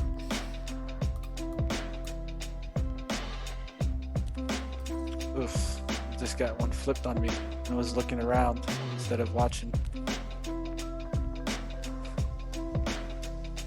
Not liking that now. Gotta let it hold towards the 106 here. Big rip in the market, guys. The market's pulling back up. So if the market breaks 304.90, 305, really, we're gonna be breaking we're gonna be breaking the high of the day, and then the pre-market high is up there at 305.21, I think, roughly. Or no, not that. The pre-market high is. Let me see how far that is. Yeah, it's at 305.50, so we're at 304.50. We get up another dollar, we're breaking pre-market high. But at the same time, though, just to put this into perspective, this move right now, guys, the previous closing price is way down at 303.53, so we are well into the green on the day, for sure.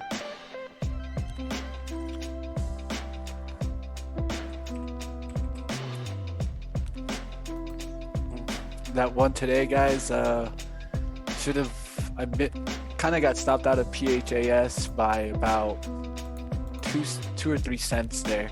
So what I did was I sized in a little bit, I think, too big, and I didn't give myself enough risk because of that.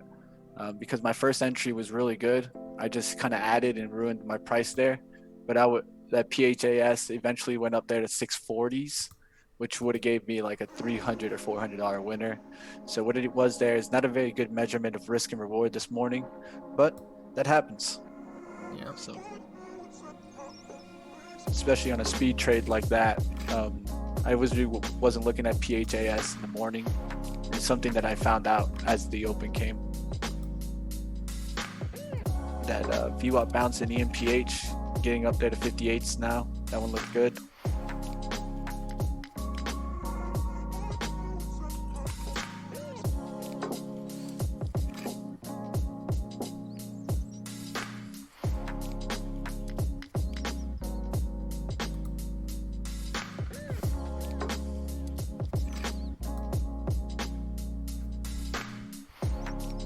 So market's starting to kind of claw its way back here, guys. So 304.87 is the high of the day for the actual market hours, not including pre-market. So we're at 304.50. So we get about another 30-something cents higher, and we're breaking highs of the day. Especially that opening range high, which is a pretty big, significant level as well. What else we got?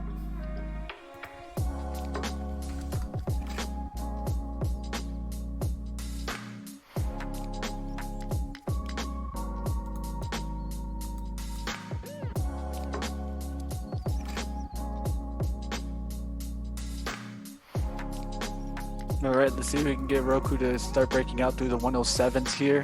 That will show that good confidence that we're in a great spot and I can let it work. All right, so market's breaking over 304.70s, guys. Like I said, we're getting pretty close to that high of the day. 304.86 is the opening range high here for the market, for the SPY is what I mean. So we'll see what we get here. We're getting close. We're getting close.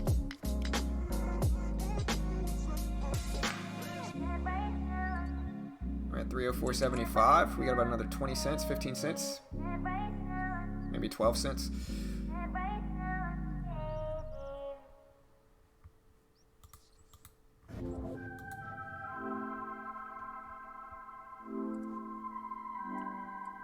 I've been trading for a few years, Dan. But again, I mean, I'm not an expert, you know. I mean, I'm profitable. People can watch me trade every day and see if I'm actually profitable. That's the cool thing about this, is that, like, people can say whatever they want. They can act like I'm a bad trader. They can say whatever they want. But, like, in the end, they see my P&L at the end of every day.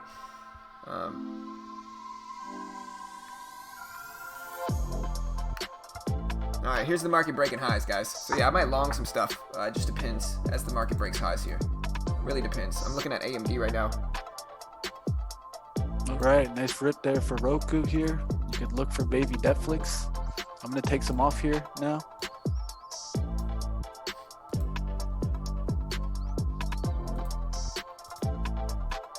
Alright, market broke highs and then quickly rejected. So, not the bullish sign I wanted to see for sure. But that said, I'm long with 500 shares of AMD. Gonna be pretty tight with this though. Gonna see if we can break these highs up here, but get up to like 35, 40s, and if not, that's cool. There's 22s, getting close.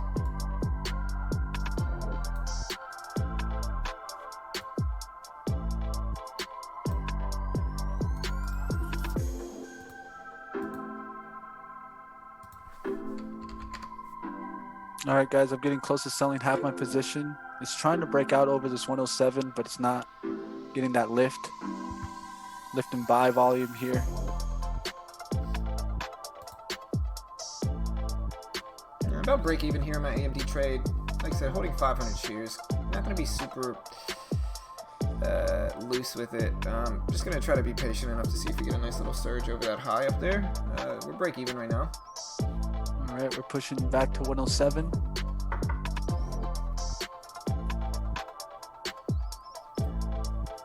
And we're up for the first time in this trade. There we go. There's the surge I wanted. Okay, surging one more time to 107. Now we're gonna hold to 106.85 says the stop. All right, I took 300 shares off. Gonna hold this last little bit, see if we get a larger move up to like 50 ideally, but anything over the 30s now, and I'll just exit. I'm just gonna get out here. Up a small amount on the day, but green and gross. We're gonna keep working.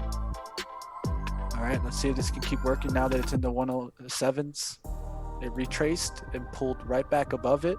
So that gives me a good sign to hold towards that 187, 106.87.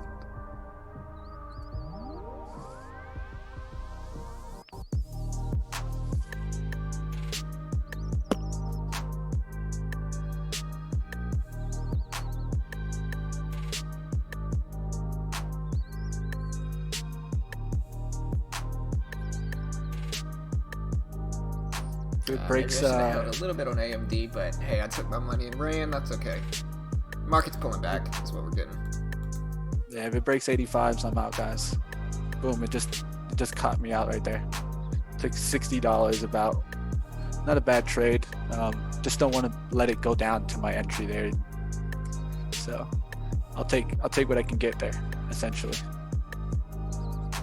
I mean, Chris, you wouldn't understand until you actually do it, brother. It's hard, man. It's hard. It's easy to say, yeah, just ignore the haters, but, you know, it's easier said than done, that's for sure.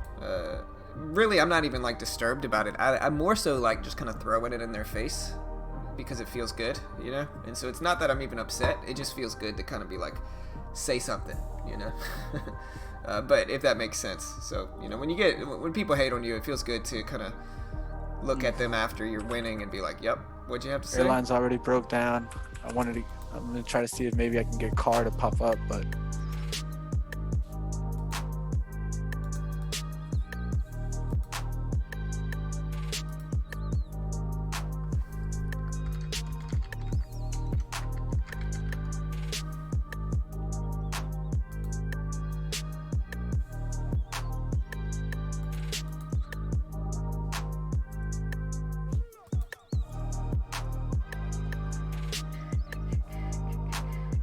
So the market's pulling back, but we're right around 304.50, and I think 304.50 is an interesting level here.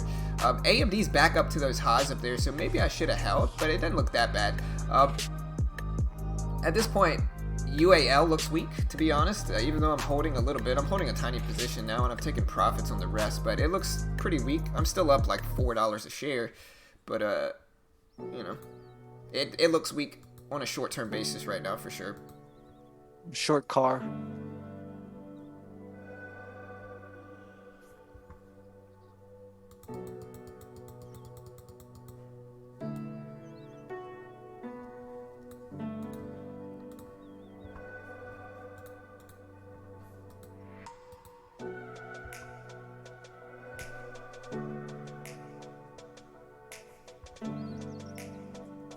All right, You're starting good, to get a man. good Keep look doing your here. thing. I appreciate it, brother.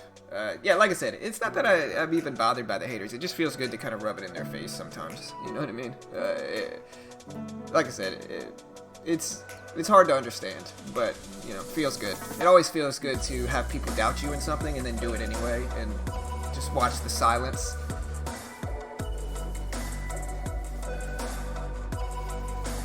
Roku's still setting up there for the VWAP bounce. I might have gotten just stopped out, guys. You could take that trade again, you know. It's just I get a little uncomfortable in trades over $100. There's too much swing, so it's a little bit harder with my account to take those trades. But there you go. Roku right back up there to 106.90s, giving you ability to get right back in there at the VWAP.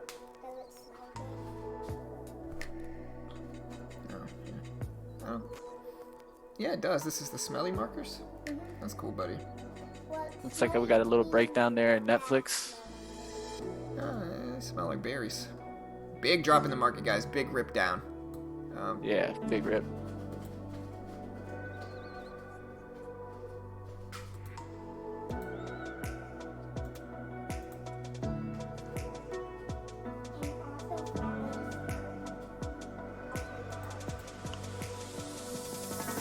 Alright, MU breaks under like 47.50. I'm going to short into it too.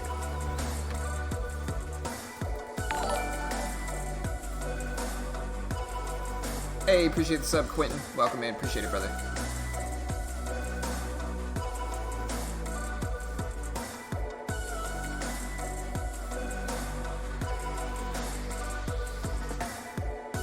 John's a good guy and he's just being humble. Hey, thank you, sir. I'm the greatest, most humble guy ever, guys. You know. But nah, I appreciate it. Alright, now I gotta pay attention. I want to see what's gonna happen here.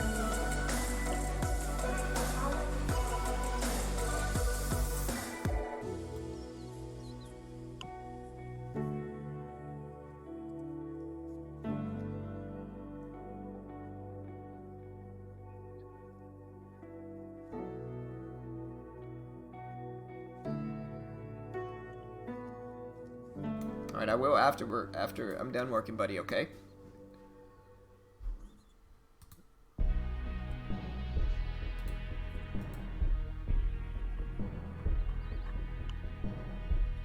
See if we get this crack here.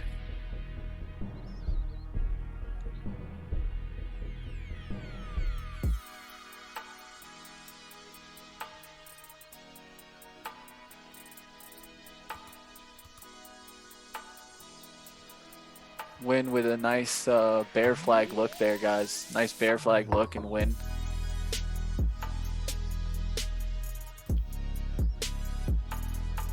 Yeah, just to show you guys, so like this is the level I'm looking at for MU right here.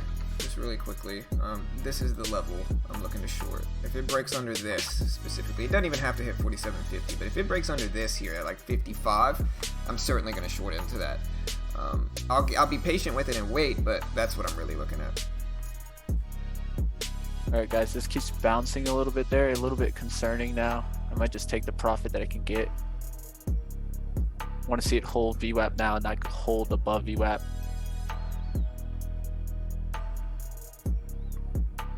SPY bounce there a significant amount, so what I would like to see is a quick reversal here, push to 21.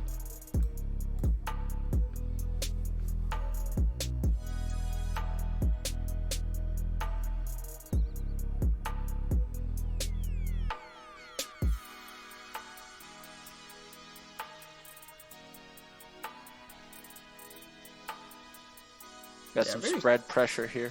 I'm sorry about that. Oh, no, you're good. Just kind of a choppy day in the market. Market's going up, down, up, down, up, down. Still above the previous closing price. It's still technically green on the day, but just kind of making those ranges.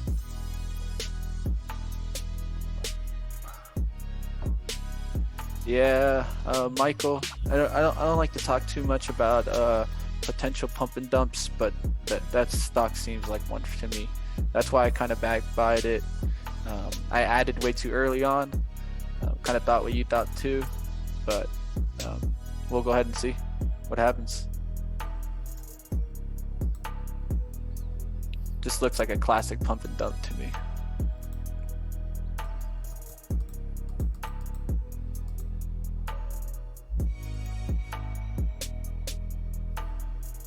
Alright, might have to get out here.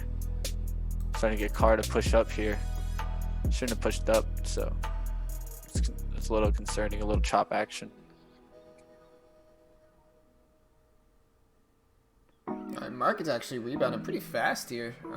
Yeah, quick rebound there.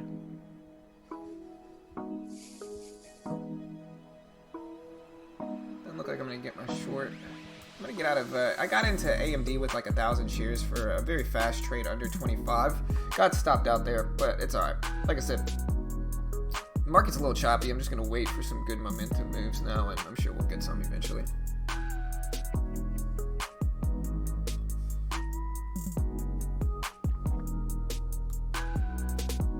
It's a nice rejection there.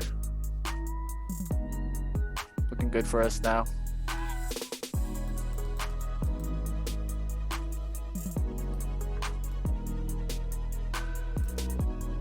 One that I'm watching, guys, I want to see reject one more time is Penn from the 54 mark.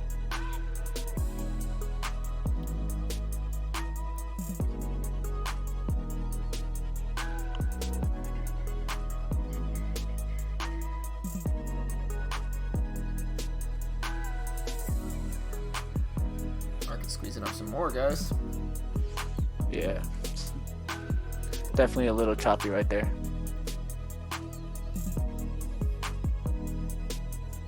A little bit of some chop.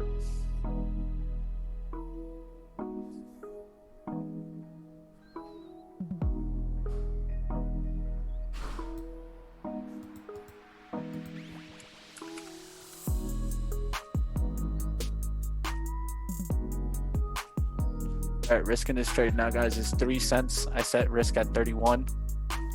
Just in case it pops up here and stops me out, I'm okay with that. I'll try to get back in there. But I want to give myself an opportunity for this to just come down and cut it. Oof. Got squeezed out of AMD. Down 200 bucks on the day. Like I said, I was trying to take AMD for a long setup, but it just kind of faked me out, which is alright. Like I said, Beta G yesterday. In the end, I might rebound today, I might not, but either way, pumped about my trading for sure, and not gonna let a small time swing get me down, team.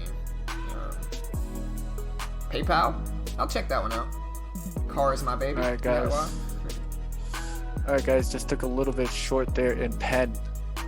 Short there in Penn. Like I told you guys, if I saw another rejection of 54, I was going to be interested. I took it there at 41s.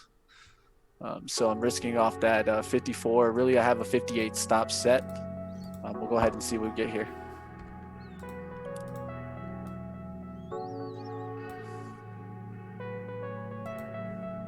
Ooh, that VWAP test. Michael, I don't even want to look at it anymore. I hope you guys get to enjoy that one. I risked a little bit too much in the morning on that one, so I'm trying to stay away from it now.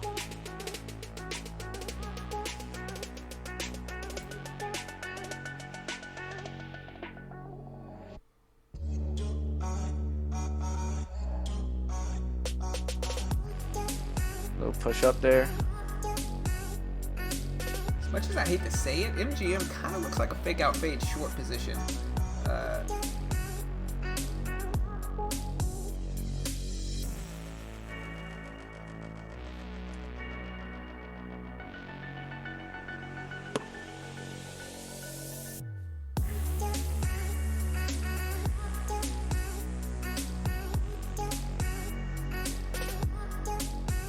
Alright.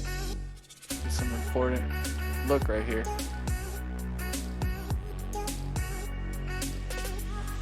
Ooh, just got stopped out in Penn. I think it might have wicked me out there. Maybe should have set the stop at 60, but that happens sometimes. Market makers got me. Ooh, market squeezing up big here. Breaking highs up there at 304.50.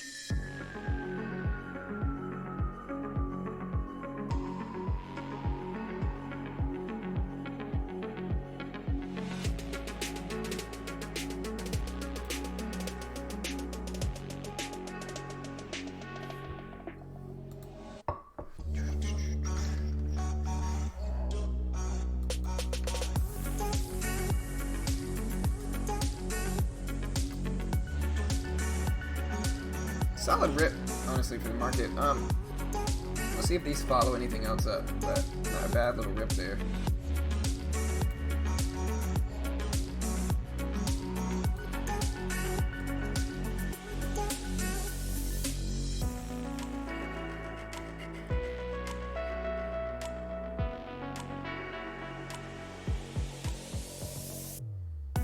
Market up to 304.58.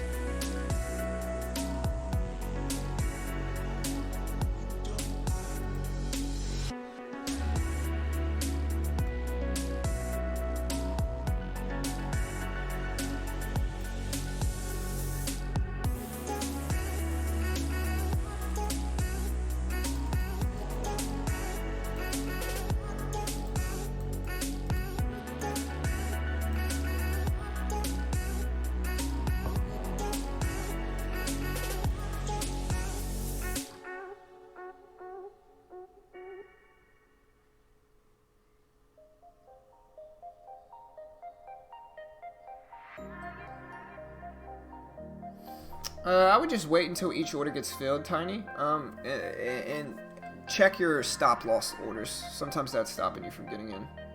Hey, nice, Michael. Congrats, brother. Killing it, man. Good work, dude.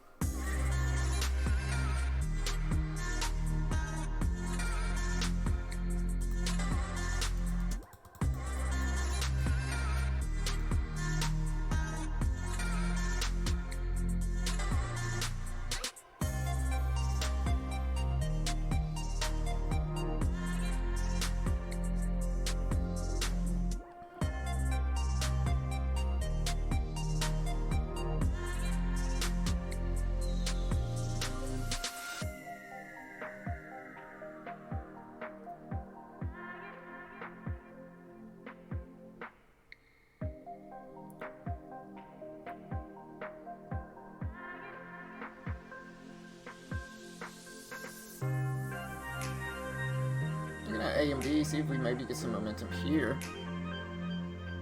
See if we can move up to like 53.50 maybe.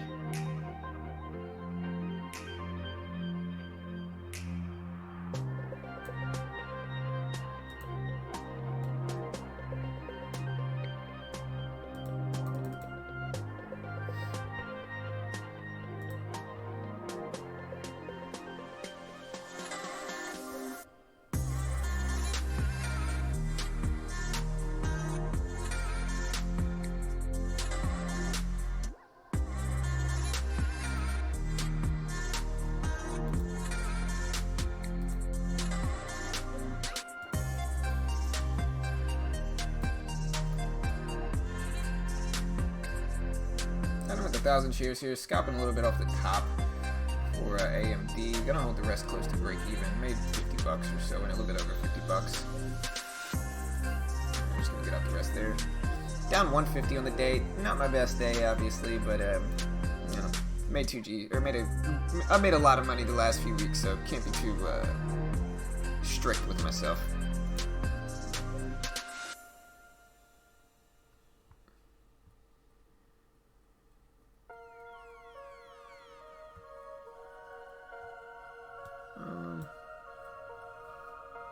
What else we got?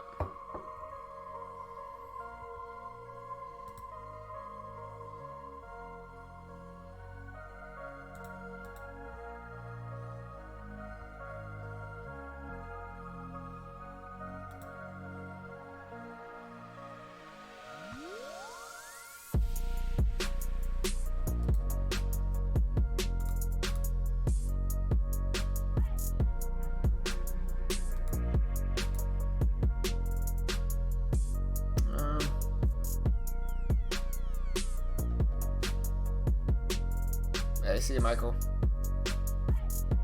Later, brother. What else we got? Maybe I'm gonna look at AMD for another 500 share position if it continues to hold over this level. I think the interesting level for AMD, just to throw the chart up here, is right here. I mean, if it holds right here, I'm gonna buy 500 shares, see if we can scalp a little bit more off the top, see if we go for the high of the day breakout up here some. And with 500 shares, I got a mosquito that's attacking me here while I'm trading. Stop it. Go away, mosquito. Yeah, we're gonna anticipate that we hold support here at this 40 level, and then if we break under that, I just gotta exit this thing.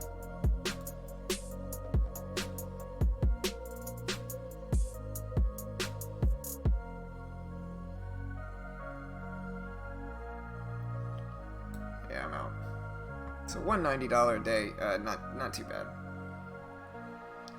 Like I said, it's a tougher day for sure. The SPY's just kind of sideways right now.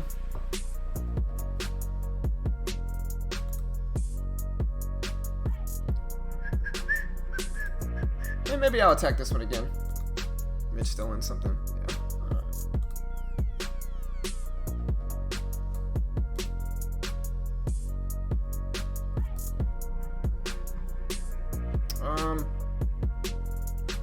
If MU breaks this 92 level, it looks stronger. But again, I think the market is consolidating right now, guys. And so I think with that, I got to be patient now and just wait. Because if I'm not, then I'm just going to get myself stuck in chop. And that's never fun, you know? I agree. That I definitely agree with. But if AMD breaks highs here, I might still take it, but that's the momentum that I gotta wait for here. If not, I'm just trading chop. So a lot of what we're getting right here, I think, John, is the trade that you like. First of all, the 5 minute looks like a nice bear flag, but it also looks a little bit like a fake out fade. So the levels that I'm really paying attention to now is going to be kind of where we started breaking down from, which was 304.70s. We get above that, I think we get to that 305 level. Really starting to build kind of more of a triangle pattern in the SPY on the 5 minute.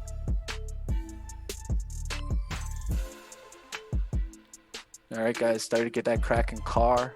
Gonna look to add if I can get 20s.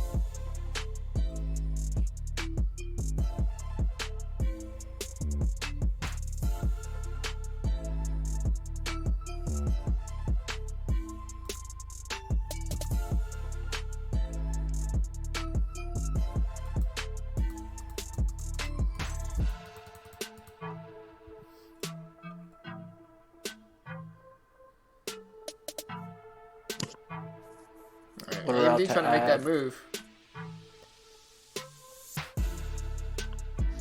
Let's see what happens here.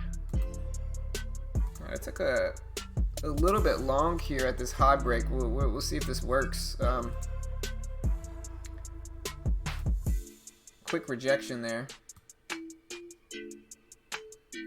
About break even so far though. Took a few thousand shares. We're gonna try to let it work a little bit more and then get out close to break even if we break down. Yeah, break rejection. So down 238 on the day. It's alright. Like I said, the good thing about winning all the time is that when you do lose, it's a little bit easier to manage. But yeah, AMD just faked me out quick on that high of the day. But still, looking back, I don't think I hated that trade too. I think the setup was there, it just didn't work out. Market squeezing up though. Big squeeze in the market.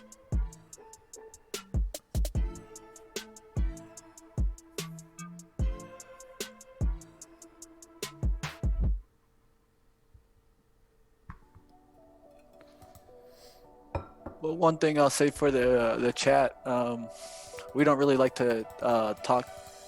We're not here for picks or alerts, so we're not really going to tell you what to buy or sell. We more along just go through our experience. You guys will let us, if you guys want us to take a look at charts, we can do that now.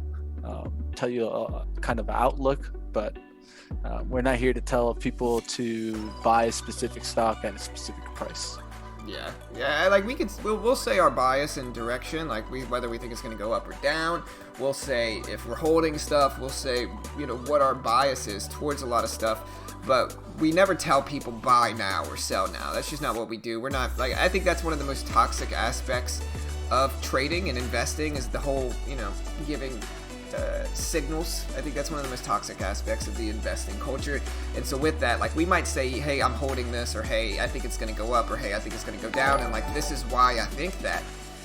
But you'll never hear us say buy this now or sell this right now, because, like, again, number one, we're not experts, and number two, it's just not what we're about. Like, the lazy new traders that don't understand any better think that they can just buy a signal service and just profit their way to millions, and that's just not how it's going to work.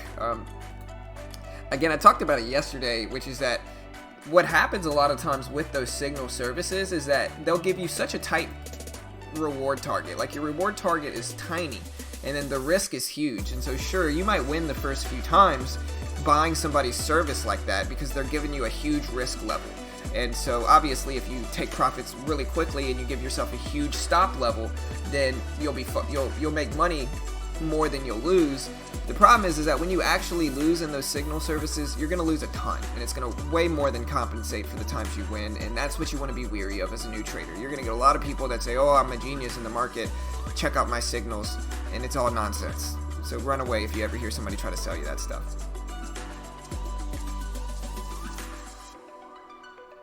Alright, yeah, it's because we're in the middle of trading, dude. Desi.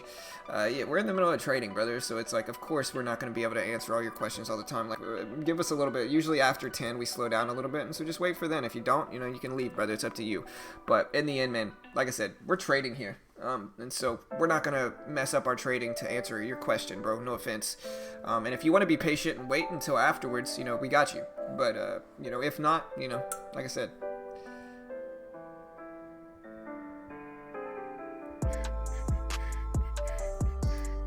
like, we're looking for setups too, so, it happens.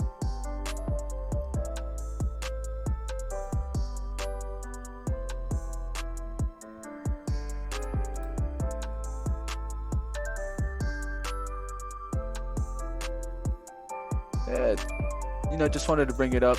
Nothing against you, Design. Just wanted to really kind of mention,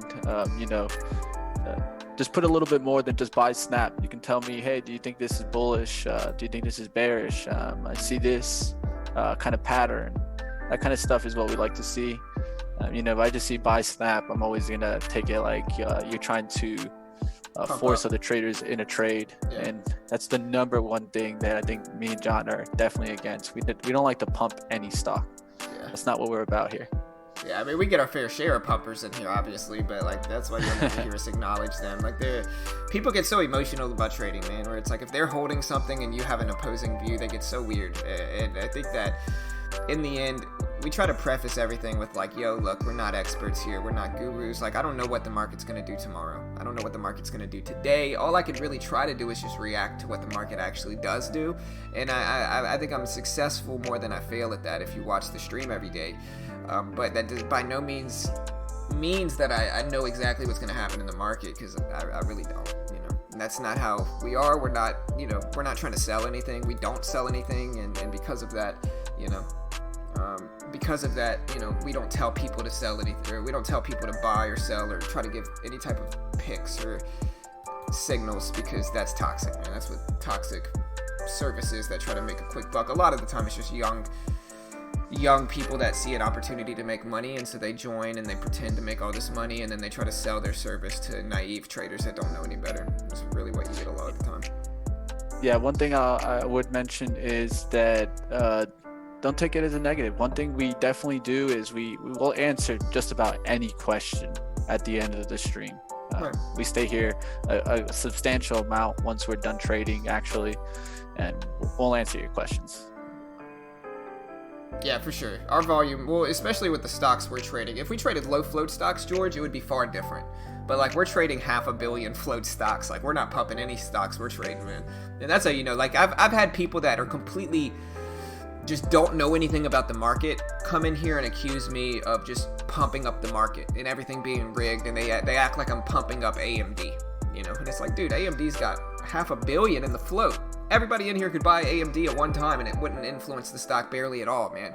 And so it's like, if you don't understand the market, don't accuse people of, like, doing all this nonsense. Because, like, again, I've had my fair share of people come in here and accuse me of pumping, and it's just kind of like, look, man, the low float penny stock chat rooms, they're probably pumping. Here we're trading 500 million float stocks. We're not pumping anything. I couldn't if I wanted to.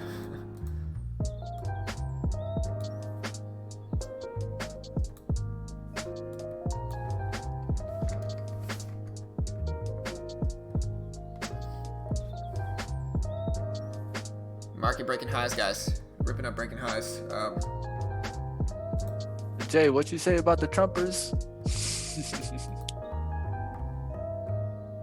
breaking highs. A lot of stuff ripping up now. Market just broke over the highs of the day, so I think we'll get a nice surge up in momentum with a lot of these moves. 100%. Gonna set a stop here. I might cut my car position, but I want to see if it'll drop.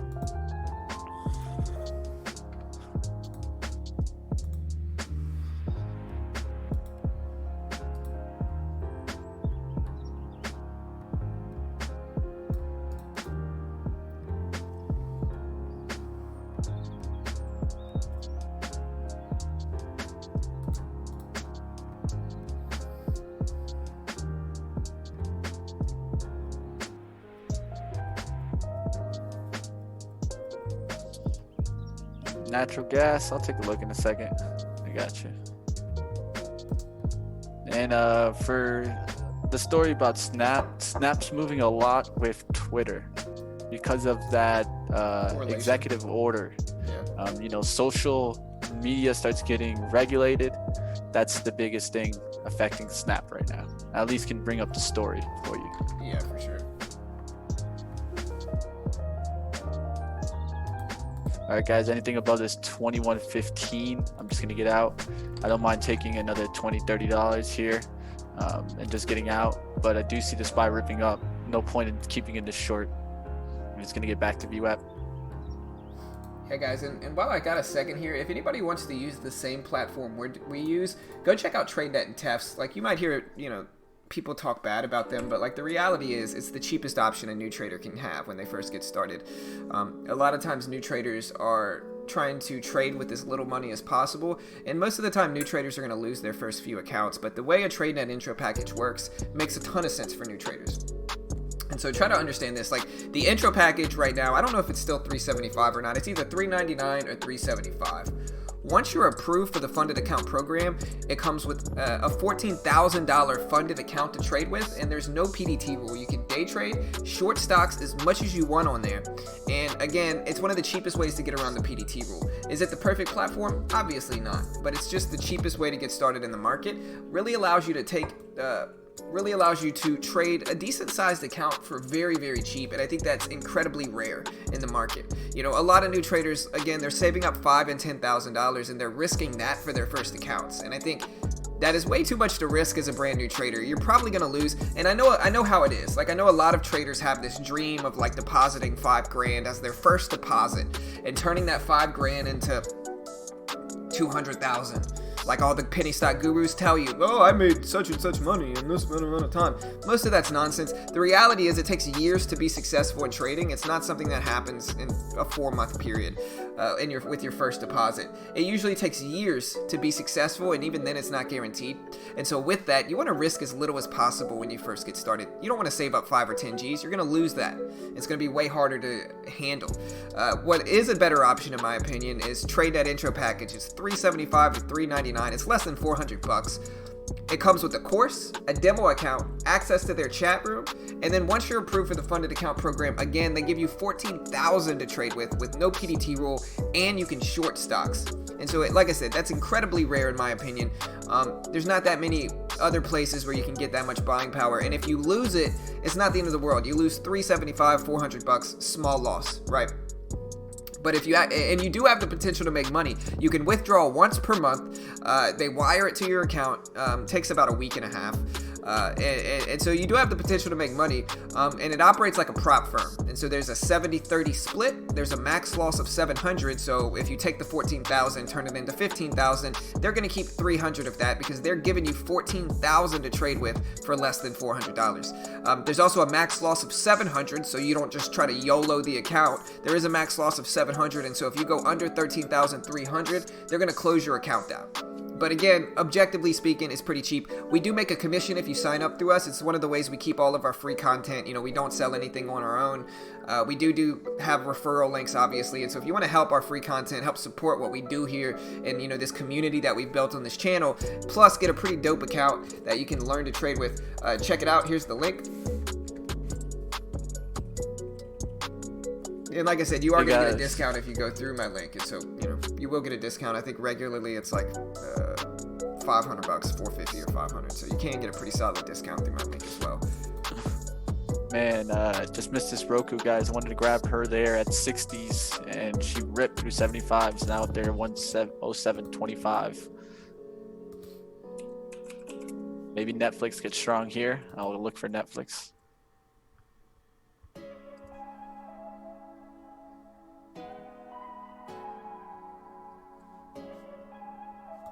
And there are bigger packages as well. Like I have the Pro package, so I have 240K is what I started with. My package cost me $8,000, and so it's still a small account, but it's a far more expensive account for sure.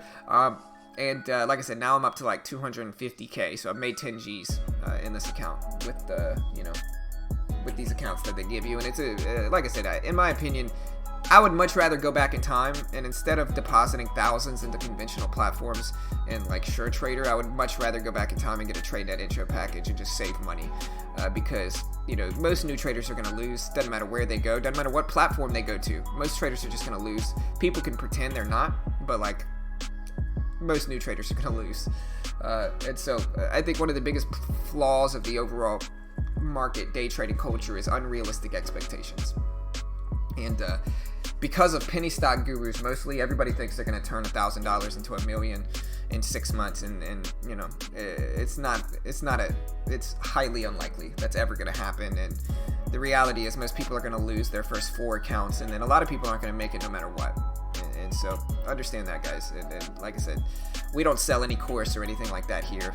So we can tell you the reality behind trading, which is that most people are going to lose, and you can either take a small account and lose a small account. It's one of the reasons why the PDT rule is so ridiculous, right? You're going to make a new trader save up 25 G's for their first account like that. That's ridiculous. You could say, oh, well, just don't actively day trade. Then you're never going to learn. You learn with experience. You're going to make a day trader save up 25 G's for their first account. That's absolutely ridiculous, man. You're going to make sure you're essentially going to make a new trader lose 25 G's for their first account. That's crazy, right? It's one of the reasons small accounts are necessary. People can say whatever they want about whatever. Small accounts are necessary. I would, if I would have lost 25 G's for my first experience, I would have been devastated. Never came back. I would have never come back.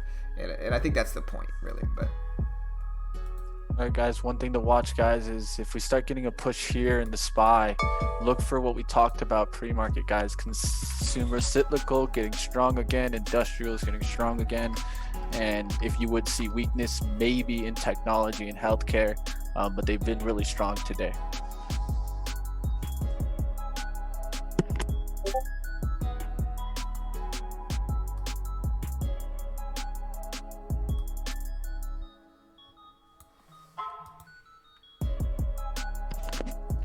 Yeah, Michael, that's one of the best things about it. I think at the end of the day, and it's what we stress about it, guys, is that you got to learn your process. Once you nail a process down and you're just making money left or right, maybe you can get that $25,000 PDT and get outside of that. right. But until you see a consistent, I would say even year, I think it's not a wise decision to jump into any account with $25,000. Yeah, man.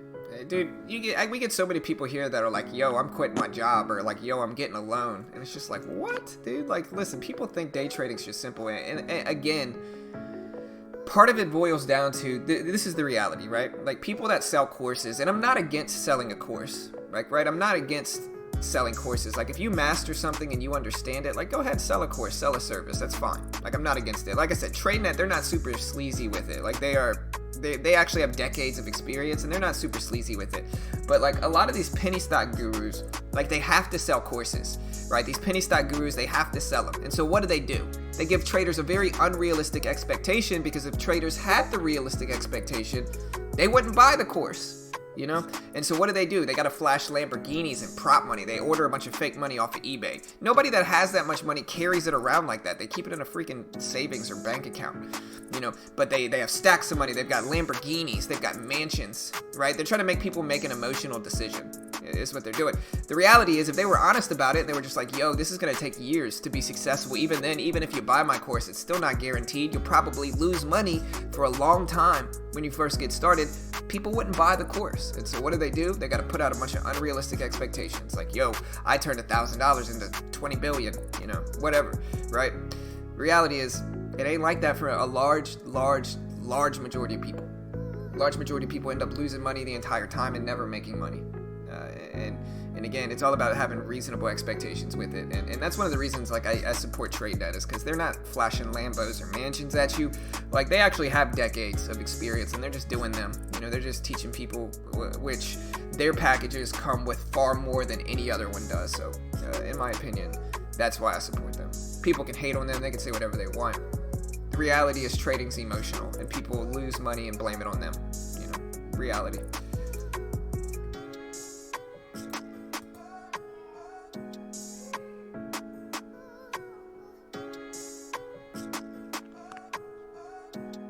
Alright guys, I'm going to be looking for maybe a potential big amount of shares to jump into AAL here.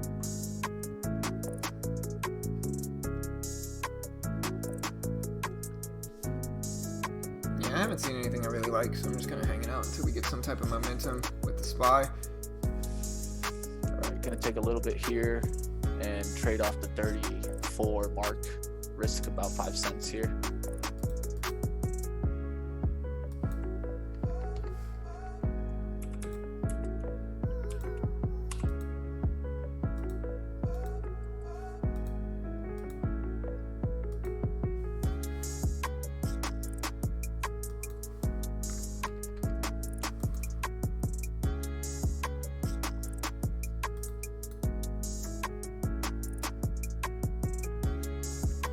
Yeah, I agree with Michael said, that sometimes it's okay to take that $25,000 account and use a little bit of it. But what I can tell you is that for the beginner, that'd be very, very difficult. Yeah, they have zero risk management, man. That's the problem. Yeah, that's the problem. The thing is that a lot of times you get stuck in trades, and it's called the deer in headlights, and that happens. So that's what we would say to that. It's not that that's not a smart idea also, but the problem with that one is if things go south, they really go south, and that's what we're trying to avoid here. Yeah, for sure. Yeah, like, new traders end up freezing the average down with their accounts. They just do a lot of bad stuff with their trading, and that's what ends up catching them and kind of getting them. And it's one of those things where most new traders don't have the risk management. Hold on, guys. Let me see what's wrong with my son. My son's screaming. I'll be back. Yeah, guys. One thing I always say is, just getting through the emotions is one of the hardest things. So, learning to execute with as small as one share size can help you. I think this is an important thing that traders don't understand. A lot of the times, when you first start trading, you should only trade with one share. Why? Because you're not looking for results. You're looking for results coming from execution. You want to look back at your trades and be happy about the cents per trade. What I mean by cents per trade is that we want to look at our trades and really be focused on how many cents we are gaining per how many cents we are risking. If we're not doing this correctly, this is what will hit us in the long run. I think this is one of the most important things. Thoughts on Ambev? Well, Ambev it's a big company. Whether it's going to go away or not, we'll see. But it's cheap enough to take what I would call a flyer pick, an investment. You do have really good support underneath you at 130s. So if I would look at this, I wouldn't necessarily day trade this one, but it's not a bad one to look for if we do get what we've been talking about pre-market, when we get a rotation from the technology and healthcare to consumer cyclicals and consumer defensive. This is in the defensive sector. Usually defensive is the last one, but we'll see if this one can start coming up to $2. It's not a bad investor look if you're looking at that for kind of more of an investing decision, but doesn't move much for a day trade.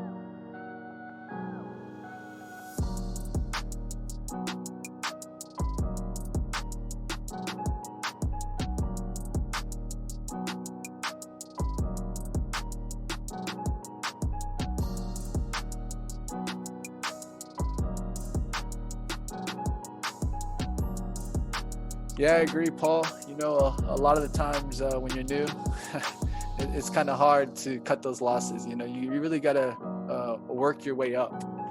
And I can't stress this enough. I even have a video about one share trading. One share trading can, if I was a new trader, day one today, that's what I'm doing. That's what I think would get me to the level that I need to get to. So just to put that out there, guys, if I feel that way, if I could restart my trading 100%, that's how I'm restarting it. I'm restarting it by trading one share and trying to keep the emotions as limited as possible at the beginning to master my process. Once I master my process, then I can worry about emotions because I have a consistent process. What is the defensive sector, Kimberly? Perfect question. I like it. Let's talk a little bit more. This is more of a kind of investing question, but since we have time right here, I don't mind taking that question here. So when we look at the consumer defensives, what are we going to see in consumer defensives? All right, so we're going to see stocks like, these are the industries in consumer defensive. You got food distribution, pharmaceutical retailers, beverages, grocery stores, packaged foods, tobacco, education and training, beverages like wineries and alcohol, soft drinks. You're also going to see farm products under here, discount stores and households and personal goods. Today, consumer defensive, what's leading? What's leading is discount stores. Discount stores like Dollar Tree, up 12%. Another one that's up, Walmart is up, Costco is up. And if you look at this industry as a whole, if I put this up here, discount stores, you see this up a significant amount. And if you really looked, you would see Dollar Tree up, you'd see Tuesday up. This is kind of the smaller stock that's up 30% in that same industry. Costco, Dollar General, Target, Big Lots, and everything in the sector leading up.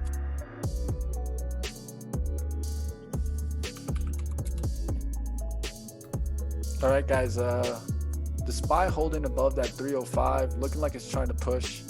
Now, AAL is holding down towards the low here. I could get stopped out at 34s. So it's going to be up to me to determine if I want to take it off that 34 look, but I'll get stopped out at that. That was the plan to start with. I'm going to stick with the original plan here. All right, guys, I'm back. Sorry. My son's having a blowout here, man. An absolute blowout. So appreciate the subscribes, James. And sorry, I missed the first one, but appreciate the love, team. Thank you, guys.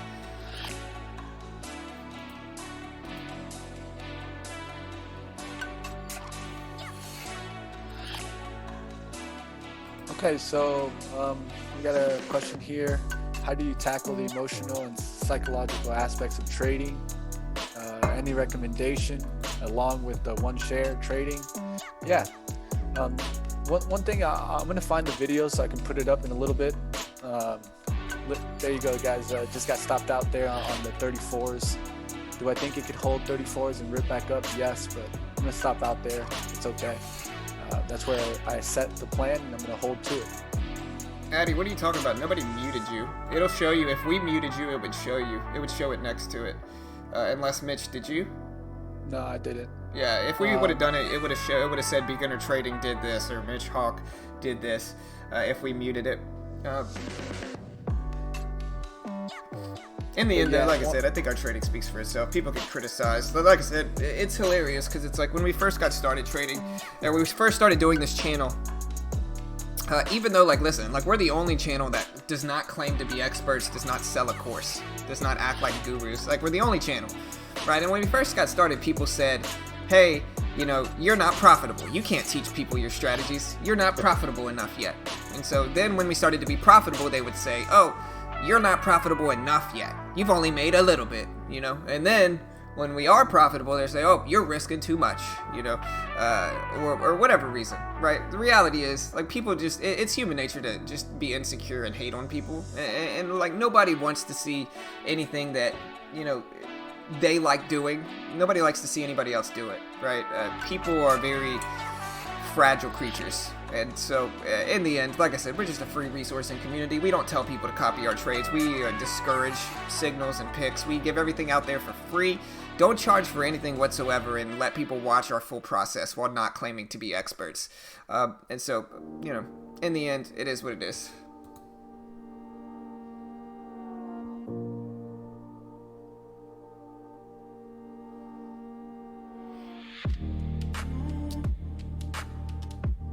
Okay. Because I see you said something about we need to work on our risk management, and then you deleted the comment. That's all I'm saying. The one that I might have sold a little early today, guys, was the car position. That one actually went down to the 2070s.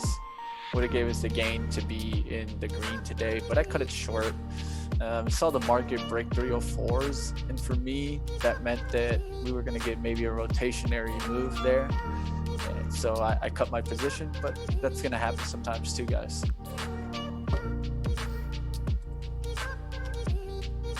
Market pulling back a little bit here. You know what I always say, guys, is that this game isn't about one day. And so when you first start, you need to have goals. First goal that I think is the best thing to have is to find a profitable strategy. Once you find a profitable strategy, then you can start trying to execute it. Because I could give you a good strategy, but can you execute it is another thing. So the first things first is always try to find what you can do, what works. Then test it. Testing it, test your own abilities to it. How can I trade this? Does it match my personality? Do I like fast trades? Do I like slower trades? Do I like trades where I'm really strict with my entries and really strict with my exits? Do I like scalping? Do I like momentum moves? Those are all kinds of questions that you need to fill in for yourself at first. And then from that point on, I think it's about time to once you can actually execute the trade in a paper trading service, then I think it's really about taking that approach. Now let's go ahead and start trying to introduce the smallest amount of emotion. And I think that's always by trading that one share, which is the smallest share size that you can get. Reason why is because we're not trading no longer for the results, but we're trading for the cents. We want to see ourselves be able to gain cents on the week. Look back, be like, oh, well, I gained 65 cents on the week. I gained 85 cents on the week. And then you could also take a look at how much you're risking. See overall for the week, maybe I'm just being way too risky. Maybe I'm risking 60, 80 cents per day. But when I look back at my winners, there's not many days where I make over 50 cents on the green side. And so that shows that maybe I'm being too risky. There's so many aspects to one share trading that can help you guys. So just take a look at it, try to be objective. And that's how I came up with the idea after I had already traded with thousands of shares, guys. And it's kind of not really a regret, but something that I can tell you guys if I started over again, where I would start. Yeah, for sure. And here, Kareem had a really good question. I used to have a really good friend named Kareem. Passed away a long time ago, but had a really good friend named Kareem. Anyways, so here's the link for that. Somebody's asking. Desi is asking in the chat. What I was gonna say though, guys, is like this is the reality, right? So like, if we take a look at some of the strategies we like to use, like that low that forms underneath the VWAP. When a stock breaks that's one of my newest strategies. The reason I found that strategy is because my VWAP bounces were getting faked out, and I knew I would set that level as my stop loss level on a long position, and then if it broke that level, I'd immediately get out the position because I knew a lot of the time at that level a squeeze would happen, right? And so when I'm looking to go short on momentum, I remembered that squeeze happening right there, and I was like, I bet you if I shorted right there, the stock was going to get squeezed down, and it ended up working a large majority of the time. And so that's just experience. Like I've said it before, trading long will teach you how to be a better short trader, and trading short will teach you how to be a better long trader. But it just comes with experience, and you gotta put the work in. You really do. Like it takes time to put the work in, and you gotta just do it every day until you see you see what works and you see what doesn't, and that just takes time. Just takes conditioning, repetition. And once you get that repetition in, you'll do better. But it just takes a little bit of time to get up there.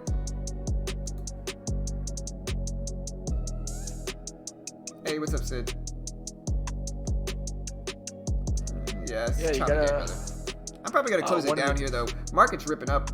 One of the things you got to remember always is so the best way to really find strategies is, one, use all the free resources that you can. Right. And I'll stress that enough. There's enough out there. Yeah. And that's one thing I think that we do well too. Is we're not telling you never ever to look outside of us. Yeah.